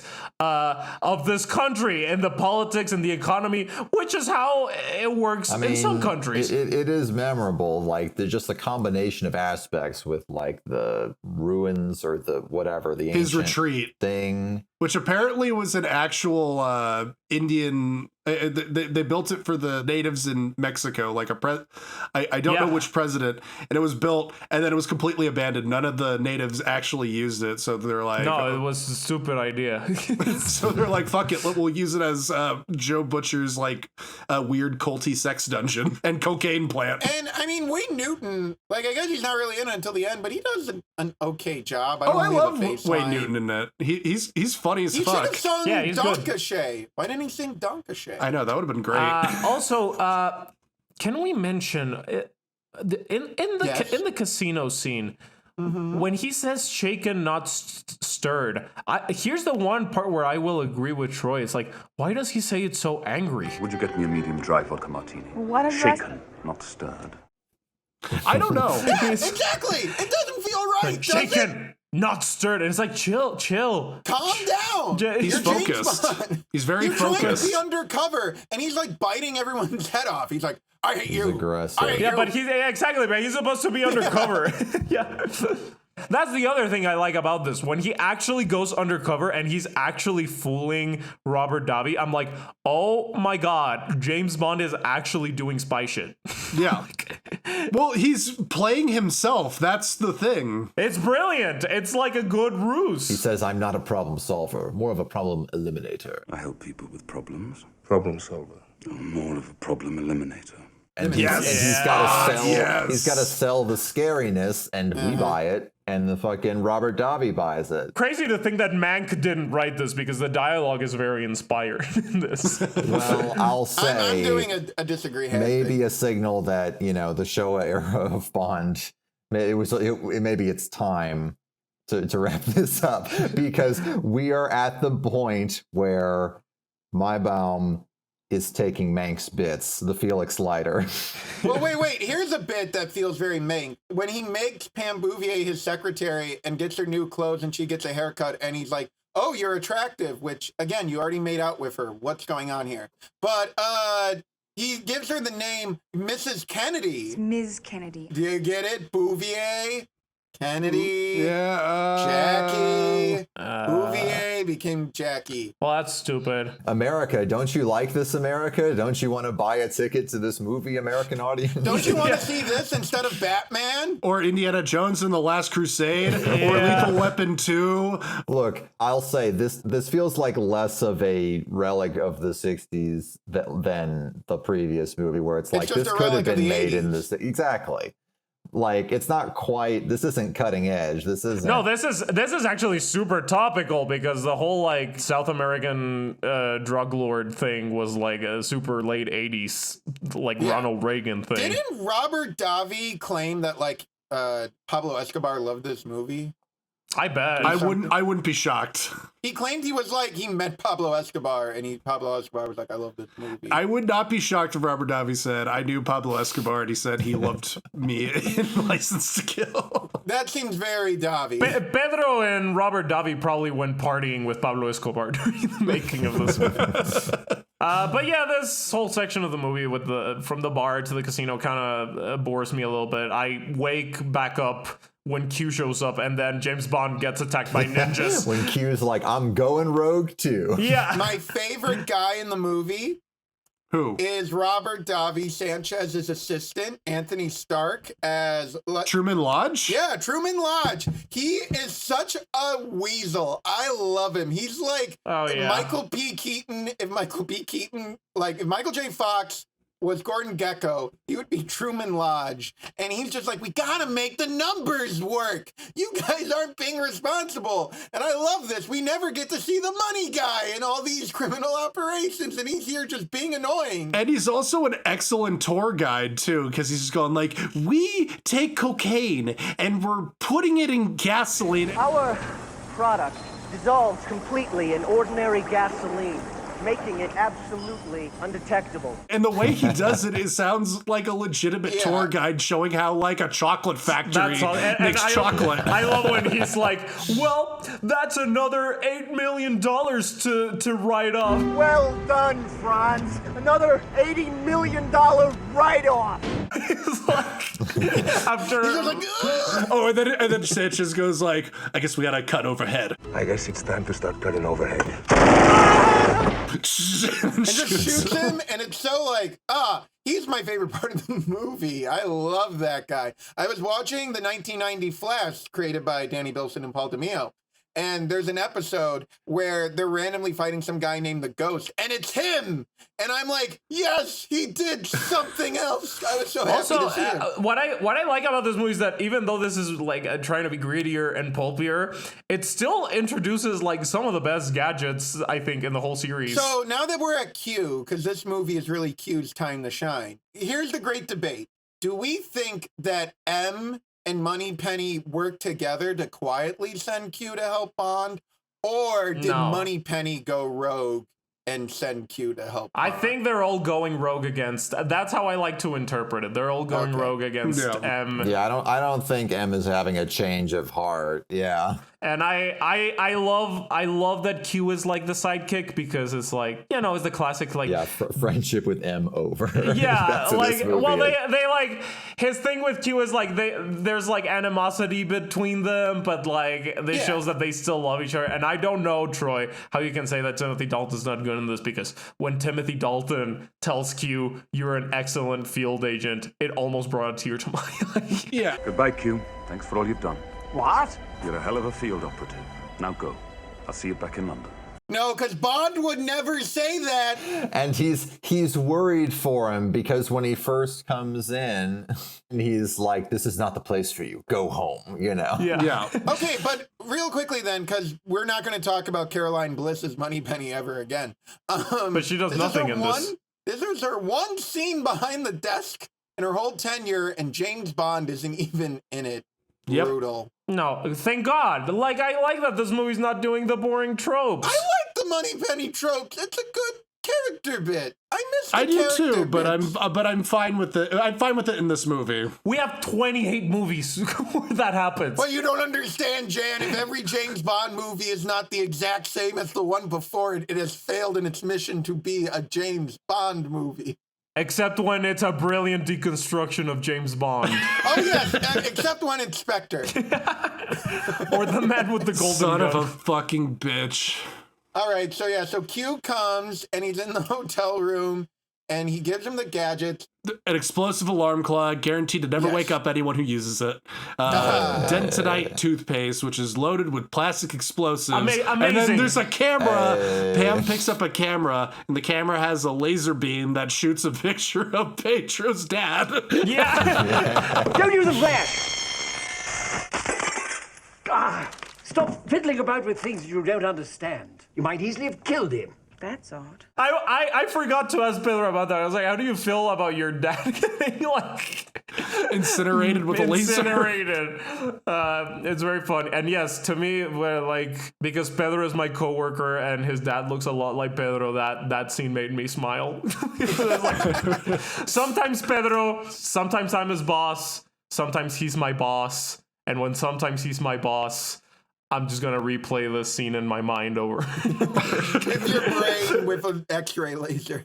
Yeah, but then, so I guess Pam Bouvier, she saw Bond flirting with Talisa Soto, or I forget why. Well, this is definitely this is stupid. It's like no one knows what they are to each other with the romances. Yeah, so Pam is like, I'm going into my bedroom, and then Q and Bond like look at their bedroom and then look at each other, and I'm like, finally, it's going to happen. Q and Bond.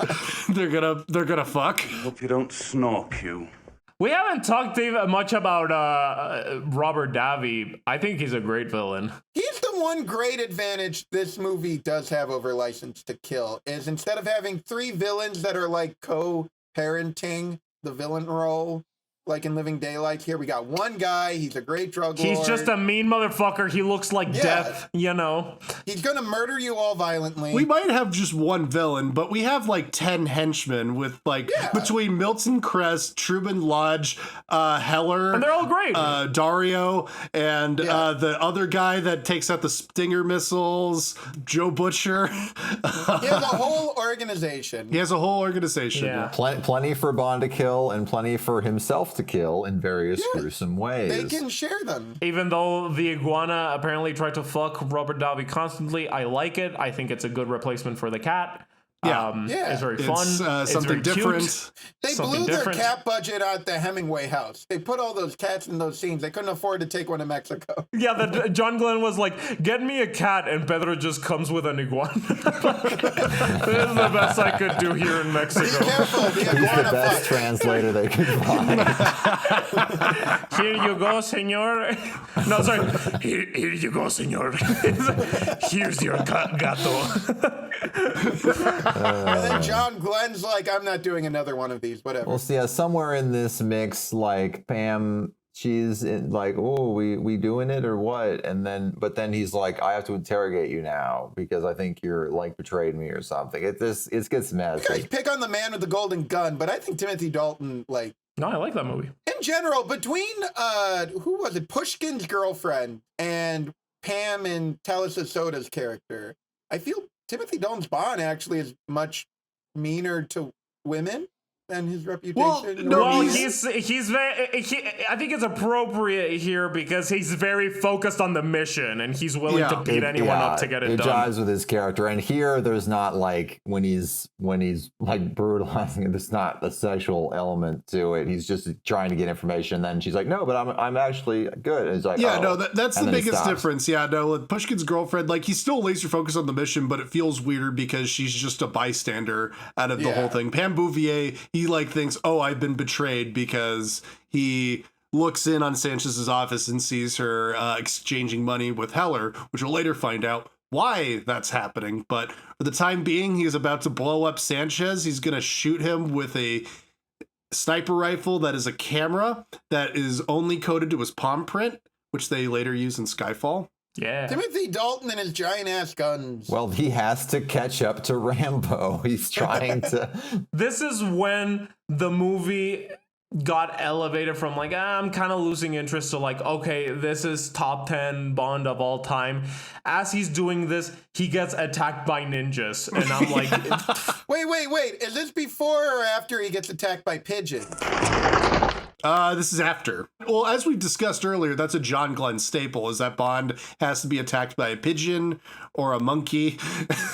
Paul is just nodding in agreement. Like, yeah, give me more pigeons. One or the other. But the ninjas are the MI6, right? That's that. No, they are working with one of the guys that are trying to buy Sanchez's cocaine is actually Hong Kong intelligence, and they're trying to bring down Sanchez. Oh, but it is MI6. Yeah, okay. And so they meet up with another guy who's an MI6 guy who's gonna. Right, it's like, Bond, you're rogue and you're fucking up this drug operation. This sting operation we've been working on for years.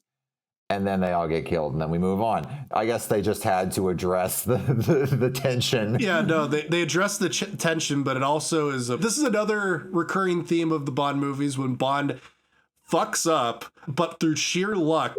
Oh my God, Troy's gone again. I guess ninjas still came caught and up. took him away. Ninjas took him away again. God damn it! By spying ninjas. Anyway, who cares? He'll be fine. So you're saying that he somehow gets out of it through sheer luck. Yeah, so anyway, the Bond movies, they always have things just working out for him because of sheer luck. But basically, because he gets kidnapped by the MI6 agents, and Sanchez and Heller follow them to this abandoned house, and he kills them, and he just so happens to survive all the carnage. He thinks that Bond is legit, that he was like kidnapped by MI6 because he was rogue, so it just plays into his story, and it's completely by accident. Yeah. Like, Bond should have been like dead because he's the one who blew up the window, but because all those other guys were there, they're like, oh, these are the bad guys. Bond was trying to save me. Right, and then Matrix guy, he's like, you've betrayed me. Right? Oh, yeah, because Bond plants the idea in his head. Sanchez asks him, so did you hear anything from the British agents? He's like, well, there's somebody in your team that is coming in tonight, or that he was going to give them information for money. Because Bond already knows that Crest is coming in. And so Sanchez is like, oh, I see. And he's completely duped by this. And so the next part of the movie, when Bond sneaks off of Sanchez's house that was formerly owned by the Shah of Iran. Just that's the kind of scoop that you only get in this podcast. Yes. That's right, folks. You listen in Nebula? Where else are you going to get this kind of content? No, of course. So then that's when he meets up with Pam again. He goes like, you're working with them. She's like, no, I made a deal with Heller because Sanchez has Stinger missiles that he's going to fire at commercial jets if the U.S. tries to extradite him or something. Yeah. Sanchez has arranged to buy 4 Stinger missiles from the Contras. And he's threatened to shoot down an American airliner if the DEA doesn't lay off. Yeah, this is the kind of thing where I'm just like, go over my head. Yeah, no, this is the kind of thing where they're trying to do like, okay, Sanchez is just a drug dealer, but we need to make him more evil. I'm like, I kind of don't think you do. This isn't necessary, but okay. Yeah, I guess Sanchez is a terrorist. Okay, fine, whatever. Yeah, but what I love about this whole sequence of like James Bond doing this like how do you say it in English? Cucumber. The double. No, yeah, and he's pretending to be someone he's not. Undercover. When he's doing the undercover. Not cucumber. Not cucumber. Undercover. What I like about all that is like how Pedro was saying, like the whole thing about like James Bond used to be this guy that like he got into the most extreme situations, always got out of it unscathed. I feel like here he's actually like getting a little bit hurt. He kind of like he's exasperated. He's exasperated. He gets dirtied up, and it's great because when he's undercover, there is that level of tension where like you feel like he's putting his neck on the line, and also he's going full for the undercover. Like he's willing to get other people hurt. Like, that's the thing. He doesn't have to abide by any rules. Yeah, the guy gets his head blown up, and that's part of the deal. And their plan is bizarre because it's just like, so he goes back, he withdraws all this money that he put into the bank. They go to the dock where Crest is gonna be. Pam disguises herself as a harbor pilot, crashes the boat so that Bond can sneak onto the boat, put all the money into the decompression chamber so it sets up Crest as the informant. And then like Crest is like telling the story of what actually happened, like which it sounds like us trying to recount a Bond movie. Like, so he stabbed the cocaine, he shot a spear onto a plane, and he flew the guys out, and he stole the money, and he vanished. And Robert Downey's just like, that's the stupidest shit I have ever heard in my life. You have this right. He water skied behind the plane, jumps on it. No. He was, he threw the pilots out and flew away. Like a little bird.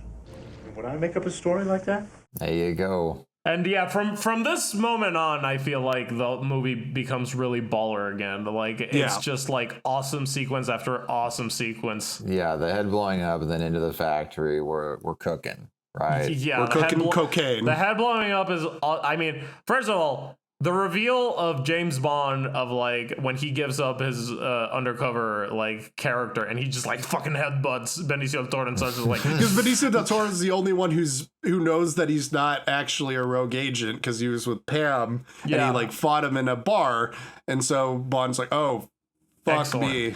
And like, yeah, this is when you realize like this is a pretty appropriate story for James Bond to be like really pissed off the entire time. Living Daylights, maybe not so much, but here you can feel him like really like just brewing the entire time. Yeah. Oh my God, Troy, the ninjas let you go. The ninjas finally let me go. But they said I gotta go undercover on a boat where I have to wear a t-shirt that doesn't fit me. Anyway, so Bond tells Pam and Q to fuck off because, you know, you're done. I got to take on Sanchez alone. Also, I'm in so deep. I'm so close to killing him because he's letting me into his cocaine factory. That he's living in Sanchez's house. Yes. Or just running out. He runs like a Welshman when he runs out of his house, which makes sense because he was born in Wales. Like this close to Bristol. It's a very silly walk. Okay. Nope. I'm jettisoning this cocoon. Jettison cocoon. I was still. Wait. Jan has a point. I still was working on my point. So Bond tells them to fuck off, but Q and Pam are going like, well, we need to save, or Q is the one who's like spearheading this. Like, no, we need to make sure that he's not alone because he's going to die in that cocaine factory. He's somehow going to fuck it up. And Pam doesn't want to because Talisa Soto shows up and goes like, you don't understand. I had sex with Bond and I have a crush on him and I love him. And Pam gets jealous, but Q's just like, oh, it's okay. It's just his job. He's supposed to be undercover. I love James so much. I love James so much. I'll be damned if I'll help him. Don't judge him too harshly, my dear. Field operatives must often use every means at their disposal to achieve their objectives. Bullshit. He goes, that's what field agents do. Now give me some sugar, baby. Yeah. I was watching this with my girlfriend and she was just like, bullshit, like right before Pam did. She's like, fuck that shit. This is such a like bad, unnecessary love triangle too. And it's so weird because I thought the great strength of the Living Daylights was that they handled the Bond core romance pretty well. All right, only Jan. Yeah, better than this. Better than this, yeah. But then in this one, you have the weird love triangle. And I don't like Talisa Soto's a good actress. I don't know. Oh my God, wait. So are we already at the part We're at the cocaine factory. No, okay, so we're at the part where Q. Oh, and he dresses up as a Mexican man. Yes, that's amazing. Q dressed up as a Mexican man. Well, then when, as I was saying, when James Bond blows his cover and Robert Downey just grabs him, he's like, you disappoint me. I'm like, okay, I think I'm figuring out like when I like a Bond villain and James Bond relationship. And it's like, we've seen two kinds of Bond movies with the villain, right? It's like one where like he doesn't interact with the villain like at all. so it's just like fights him a couple times and then it's like weird. But then we have the other ones where he's just kind of like hanging out with the villain and it feels like weird, like a Goldfinger or like Octopussy. Here it's the best case scenario where it's like he's constantly interacting with the villain and it's established to him how dangerous and crazy this man is. But it's not like he's hanging out with him for like no reason, like he's under. I think that's another stroke of genius. He has an agenda. Yeah. Agreed. I think the Bond Sanchez relationship is the great strength of this movie. I mean, I know because when I hung out with Manchez, like you can hate a guy, but you know when you're hanging out with him a lot, like a weird sort of bond develops. Was it Manchez or Hanchez? Anyway, whatever. I set him on fire. He exploded. He's dead. Exploded. Do you see the burns on my arm? It ruined my jacket. And his assistant, Benicio Mamoro, went into a shredder like Michael Myers in Halloween. It's probably my favorite henchman death so far. Well, we got to build up to like what happens. So Sanchez throws him on the cocaine conveyor belt. Bond's trying to get out of it. Also in the background, like Pam and Q are trying to save Bond because they think he's going on a death wish, you might say. Is that a movie? Do they say that? Maybe. So Pam and Q are there just because they're like, come on, we got to go help them. Bond has no idea they're there. So Bond is about to get crushed by the cocaine crusher. Benicio del Toro is about to push him in. And then you get Pam Bouvier showing up in a white gown because earlier Benicio del Toro shoots her on a boat.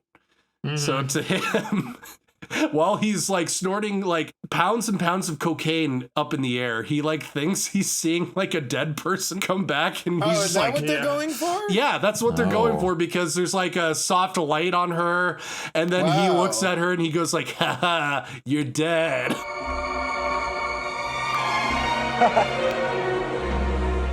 You're dead. You took the words right out of my mouth. That went over my head. I might have to rewatch this. I think Jake picked up on an overarching artistic theme in a James Bond scene that I just was like, oh, Pam's here. You're becoming Troy. She goes like, you took the words right out of my mouth, and then shoots him, and then Bond throws him into the cocaine grinder, and he dies. But payoff. Do you feel Bond and the cocaine conveyor belt was a way of doing the Goldfinger laser trap thing, but for the 1980s? Yes. I mean, it's definitely the most effective. They've been trying to replicate that moment of tension since forever, and I feel like this is the first time that they've successfully replicated it. Yeah. Because, like, the coffin scene in Diamonds Are Forever is, like, atrocious, you know? Like, yeah, it's pretty atrocious. I don't know, the edit, it's so cramped. It's such a claustrophobic framing when he's on the conveyor belt. I don't know. I usually love the big attacks on the bases. This one's good. It just doesn't hit as well for me. I can't explain why. It just, I don't know. It feels small when it should feel big. Well, they try to make it look big.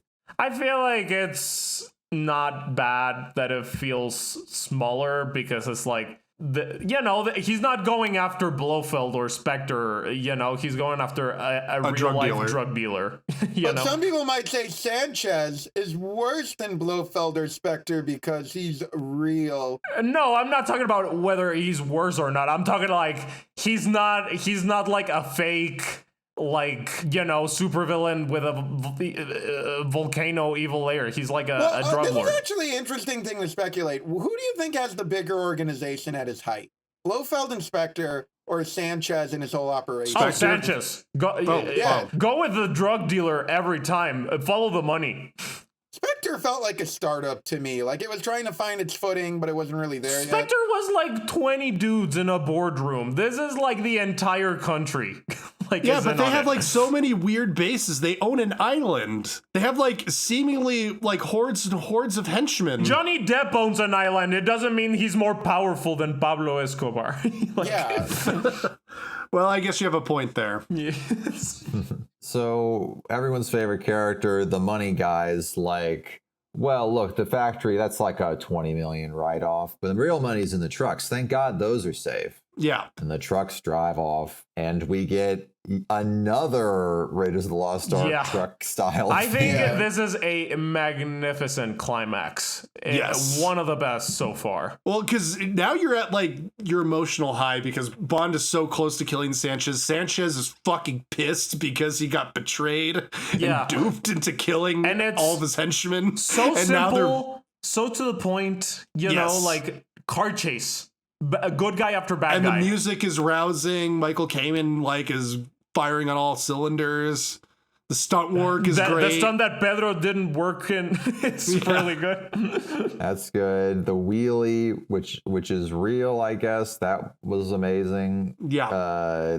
It's got the Wages of Fear angle because there could blow at any moment. And they even try to top the iconic Las Vegas diagonal car. And they do. They do top it. Yeah. They do. Oh, easily they do. Where Bond dodges a Stinger missile by turning the truck. And it even stays on the same side. I know. There's no Dutch angle flip. Right. Imagine if this movie had that, just like this super rousing, serious like car chase, and then it has like a no, I'll give you to that, Glenn. You had enough of a handle on the editing, John Glenn, that it stayed on the same side. It's awesome, and I also think the villain death scene is also pretty fucking sick. This is sick. Felix Leiter. I was also thinking about that. You should finally that. The payoff. That's beautiful. I love that payoff.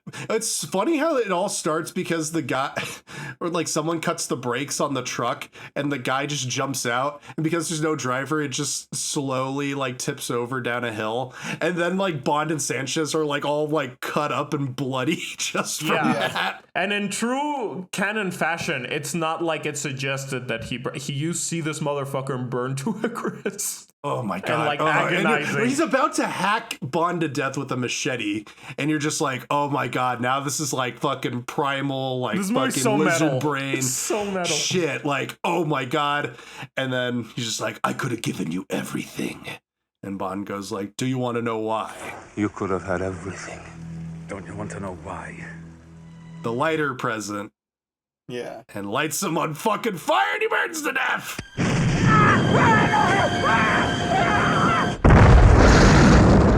And then Bond walks away, and then the whole tanker explodes. The tanker explodes, and while they were filming this, a still photographer caught that there was a demonic hand coming out of the flames. Goblins are real, confirmed. You might think that it's just that fire makes shapes. Yes. Now I want to just see like the president of Isthmus like do a press conference about how fire goblins are real, like AMLO did. They're confirmed. If only. Look, it's the charred remains of Robert Davi. We have to bring them into Congress and examine. Wait, I forget what did he say? Are goblins real or are gnomes real? Yeah. AMLO, he wakes up at 3 a.m. every morning to say nonsense and, you know... Do not call AMLO at 3 a.m. Yeah. He wakes up to complain that they canceled Top Cat and all that stuff. And one time he woke up... He said that aliens are real, and one time he woke up to show a picture of a goblin. And he was like... Okay, so it was... goblins that are real, correct? Goblin, it's like a goblin elf. Well, goblins are real, but aliens were shown in the Mexican Congress, In right? Congress, yes. Okay. My country is very serious. Anyway, now we're at the ending. So Pam picks up Bond. Satisfying resolution to this delightful love triangle. Oh my God. Where he's like, who am I with? Oh, right. I feel like this is maybe the most stupid, useless post-climax scene. But I do really like, it's kind of like the end of a rom-com when James Bond just goes like, I'm going with my true love, and he jumps in the pool. Like, and then he sets up, like we said in the interview, he sets the El Presidente with Talisa Soto. I think you and El Presidente will make a perfect couple. Yeah, the corrupt drug dealing president gets a payoff. Everything works out. And then we get back to Felix. He's having a ball. The last time we saw him conscious, he was being mauled by a shark and his wife is dead. Now he's good. Now he's like happy. He's like checking out the nurse that's taking care of him. And then he's just like, oh, hey, Bond, guess what? M called. He has a job for you. Good. I'll be out by then. M called. He tried to reach you. I think he may have a job for you. And I'm like, dude, your wife is dead. Don't you want like any sort of time to reminisce on the fact that your wife is dead and your best friend went on you have a missing leg and your best friend went on a revenge mission for you? Aren't you gonna like reminisce on that? Like, what did we learn from this? No, fuck it. What's up? I'm moving on. It made me smile. When I called Melix in the hotel, I just got off the phone with him in the hospital. And you know, Melix, he was really processing. He was also like making a little tinkle and like they were changing his bedpan. So I listened to that for a bit. But this whole idea that Felix should be all smiles, I'm sorry, that's not my lived reality. I think it's nice that everyone, including the corrupt president and the guy who got his wife murdered, gets a happy ending. And yeah, then there's a winking fish. Yeah, the Shah of Iran apparently had a winking fish installed in his pool, and that's how the movie ends. Wait, so the party is in Sanchez's mansion, right? They're literally throwing a house party. That's how I interpreted it. I think so. It's kind of like when they bring down an evil king, and they're like, we're partying in the palace. They should have had the Ewoks like hitting the head of Benicio del Toro. They do. Well. That was a deleted scene of Desmond Llewellyn going, yum. Poor Desmond Llewellyn. He's like, well, Pam, how are you? He's over there with another. Oh, no, they're in the pool. And then Timothy Dalton saw the ghosts of bald, fat Sean Connery, Roger Moore with his sagging tits and his third nipple, and George Lazenby, and George Lazenby's just there. Yeah, George Lazenby's eating tuna. And thus then, I'm sure there will be more Timothy Dalton adventures. There will never be another legal quagmire that will create the longest gap in 007 history. Until it wasn't. How do we feel about the movie ending on a freeze frame? I like it. Whatever. Oh, and then we get a Patti LaBelle song at the end. If you ask me to. Yeah, the song was lame. I turned it off. I don't like the song either. It's bad. It's bad. The musical choices for this movie are garbage. The only good musical decision was made by the sound engineer when he made the bullet sound like the James Bond theme. Oh, that was cool. You were getting kidnapped by ninjas while we were talking about this, but we all agree that the song is good except you. Yeah. No. I knew you were all agreeing that way, but it's a garbage opinion, and I hope you all... Wait, all right, Jan, you have to own this. License to Kill or Goldfinger? Final thoughts.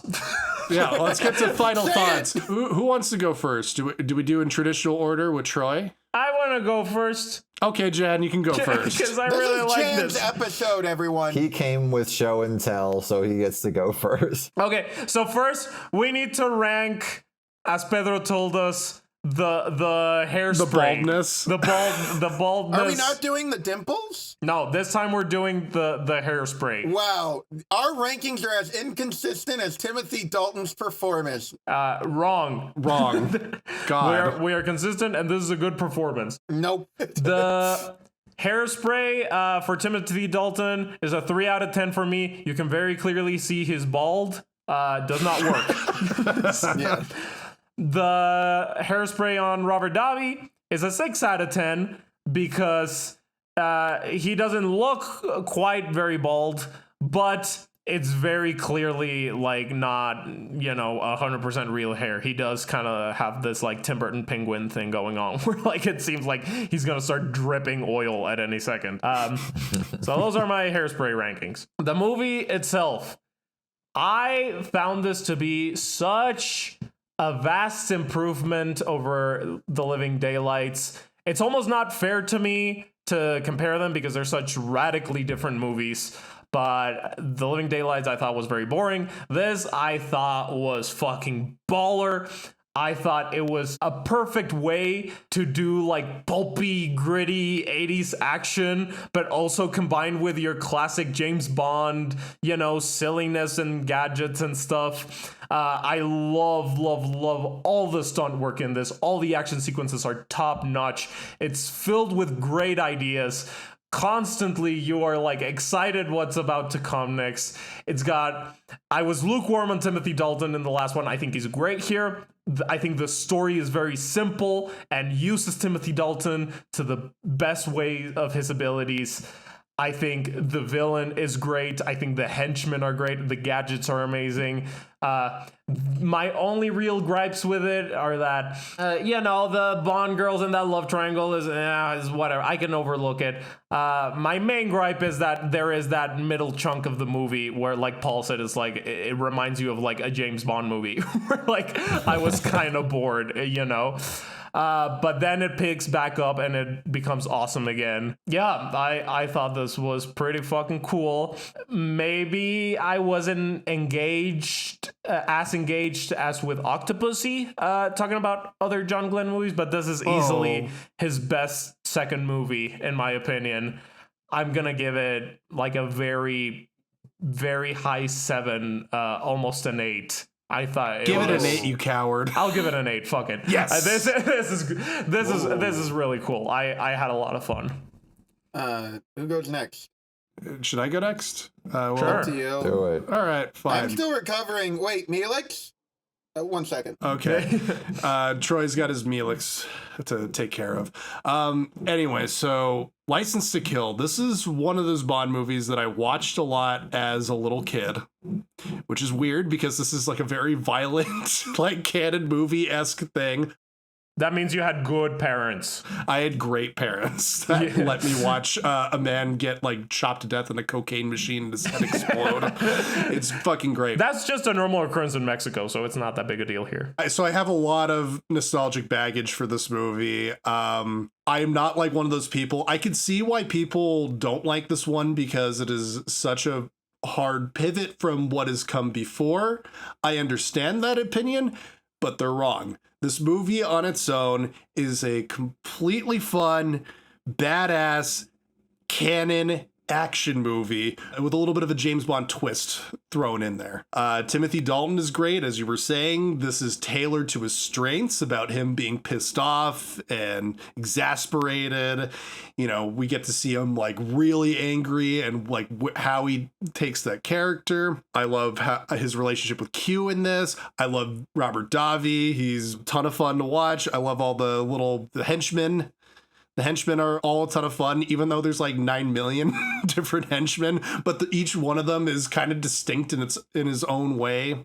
Having said that, the only things that I really have a problem with in this movie are, I said this earlier, it's because the revenge is simple enough where you are invested on a superficial level, but there was a great opportunity to, have at least like one scene where it fully puts into focus as to why Bond is going out for revenge, because it's not so much the maiming of Felix, but the death of his wife, because it's similar to the death of his wife, and he's trying to exact his feelings about that. And I feel like they could have had one scene where, yeah, like Troy was saying in the beginning, that Pam, like he has a conversation with Pam about it. And that's all you would really need, because all the other references to it are like so subtle that you wouldn't even notice it. But even then, it still works. So it's not really a bad criticism. It's a slightly missed opportunity. So I can't really fault it for that. Yeah, I do think that the love triangle is bizarre, but I like both girls in the movie. I like both Pam Bouvier and I like Talisa Soto. Interesting. Pam Bouvier is a badass character. Carrie Lowell does a great job with the performance. Talisa Soto is a less good actress, let's say, but she does what she needs to do. But I don't think like them, like competing for Bond's affections really adds anything. And I don't really know why it's there. And it kind of slows the movie down. And yeah, that section when he first gets to Isthmus is a little lackadaisically paced up until when the ninjas come in. And that's the thing I was noticing this time, is that with the exception of Q, it's kind of like, well, you get moments of it because you have like the problem eliminator scene. You got the toothpaste explosive and Q. But you're also just like, does it need to be this long? And it's a little I don't really care that much about it. Having said that, I am glad that it's not just nostalgic feelings for this movie. It works well as an action revenge movie in its own right, and also works well as a different kind of Bond movie. This movie is criminally underrated by some people, but I'm glad that you guys like it for the most part. And I'm giving this 4 out of 5, 8 out of 10. All right. And as for the hair, I noticed that Timothy Dalton was indeed balding, as we were talking about with Pedro. I was like, he's lost a lot of hair since The Living Daylights. Oh, and also I have to say, Jan, I completely disagree with you about The Living Daylights. This is like a good yin and yang. Timothy Dalton's like good yin and yang. It's like you got some good goofy spy shit, and then you have action movie shit, and they're very different, but they work together. Well, I'm not saying that The Living Daylights is a bad movie. I just found it really boring. Ooh. Fair enough. I disagree. I was still entertained. I would say Living Daylights is like the vegetable structure. It made me a vegetable. Yeah. So the hair thing, I'm gonna give it like a 4. Robert Davi. I didn't notice it. I guess it's a 10. Troy. All right. As usual, I do the facial analysis first because I know that's what you all wait for. The dimples. I saw only one dimple get dimpled this movie. 1 out of 10. Shame on you, Dalton. The hairspray. Yes, I was shocked. Every time I go from that beautiful mange of hair in Living Daylights to this movie, I'm always like, what happened? Oh, no. So 3 out of 10 for Dalton. For Robert Davi, it's a pretty typical, like, 80s look, so I would think 7 out of 10. Now, my opinion on the movie, this is a frustrating one for me, because License to Kill is one of those movies that is one of the Bond movies that on paper has the strongest story. He's avenging his friend, he's going after this guy, there's subtext with his wife, and the structure is so strong, and the movie always has that to fall back on. And the action's good, but I get the need to jump on the canon bandwagon. But whenever James Bond feels like it's jumping on a bandwagon, you're like, you don't need to do this, buddy. That's like half of them. It's all of them. Yeah, but when it's really obvious, it just feels a little desperate. This one felt a little desperate. It felt very mean. It felt like the fantasy is gone and we're just shooting each other in like these drug lord dens and blowing up heads and cavalierly feeding people to sharks. And some of that's from the original Fleming, but like it feels off. Like this is a movie where James Bond runs around in t-shirts and jackets, and it's like there's dozens of people who can do this. Can I don't ask know if you? James Bond needs to do this. I'm gonna have more points, but I will take a question. What's the difference between like this, what you're saying, and like the people that didn't like Casino Royale when it came out because they just went like, this isn't James Bond? Because 2006? Yeah. Because Casino Royale not the 60s one. Casino Royale. Oh no. This is just like the trench coat. We promise not to mention it ever again. All right, so Casino Royale is about the evolution of Bond. He becomes James Bond. This movie is about the devolution of Bond. Again, I see James Bond as someone who is defined by his job. The second you tell me James Bond does not care about his job above all things, you lose me. Because that's the tragedy of Bond. He is a man married to his job. If he cares about anyone, he has to stifle it for his job. In this movie, he doesn't care about his job. He's completely self-centered. And a James Bond who doesn't care about his job and is just running around killing people is no different than a Batman who feels comfortable killing the Joker. The whole like core of his but character. Bond's main thing is that he's licensed to kill. Called License to Kill. The movie is called License to Kill. Yeah, licensed. He loses his license to kill. Which is why it's fun. He's just some guy. But I do think. Okay, I have more of a point. No. I'm just gonna say I do think that this is an evolution of James Bond. I'll say why after you finish. Okay. So tying this back to my issues of Dalton, yeah, he pulls the anger here. I feel he reads a little checked out in a lot of scenes. I feel a lot of aspects are a little checked out. The pacing of a lot of scenes is off. The editing is off. The rhythms aren't there. All the relationships seem oddly stilted. And like Dalton's Bond, he cared too much in the last one, and here he cares so much that he's just become a generic action hero. He's not James Bond. And when I look at all the movies, like I was thinking, before this rewatch, I had this Higher Than Dr. No, which famously does not have a plot. It just has the James Bond, like, mystique. And I'm like, is License to Kill strong story structure worth the fact that it completely gives up everything that Dr. No, like, makes special for a story that's more generic? And I would argue, from my point of view, doesn't offer a lot of catharsis. How much is interesting in regards to James Bond going after a guy and then killing the guy, and then he's just flopping around in a pool. Like, he hasn't really gone on a journey that you could have done with this material, but it still has that basic structure. So this is a very long roundabout way of me saying 7 out of 10. Damn. Well, now I have to give it an 8 after you trashed it like that. Yeah. 3.5 out of 5. Jeez, you might give it more than I will. I don't know. Exactly, Paul. I'm the IGN. What? I'm the IGN of this podcast. It has a little something for everyone. Yeah.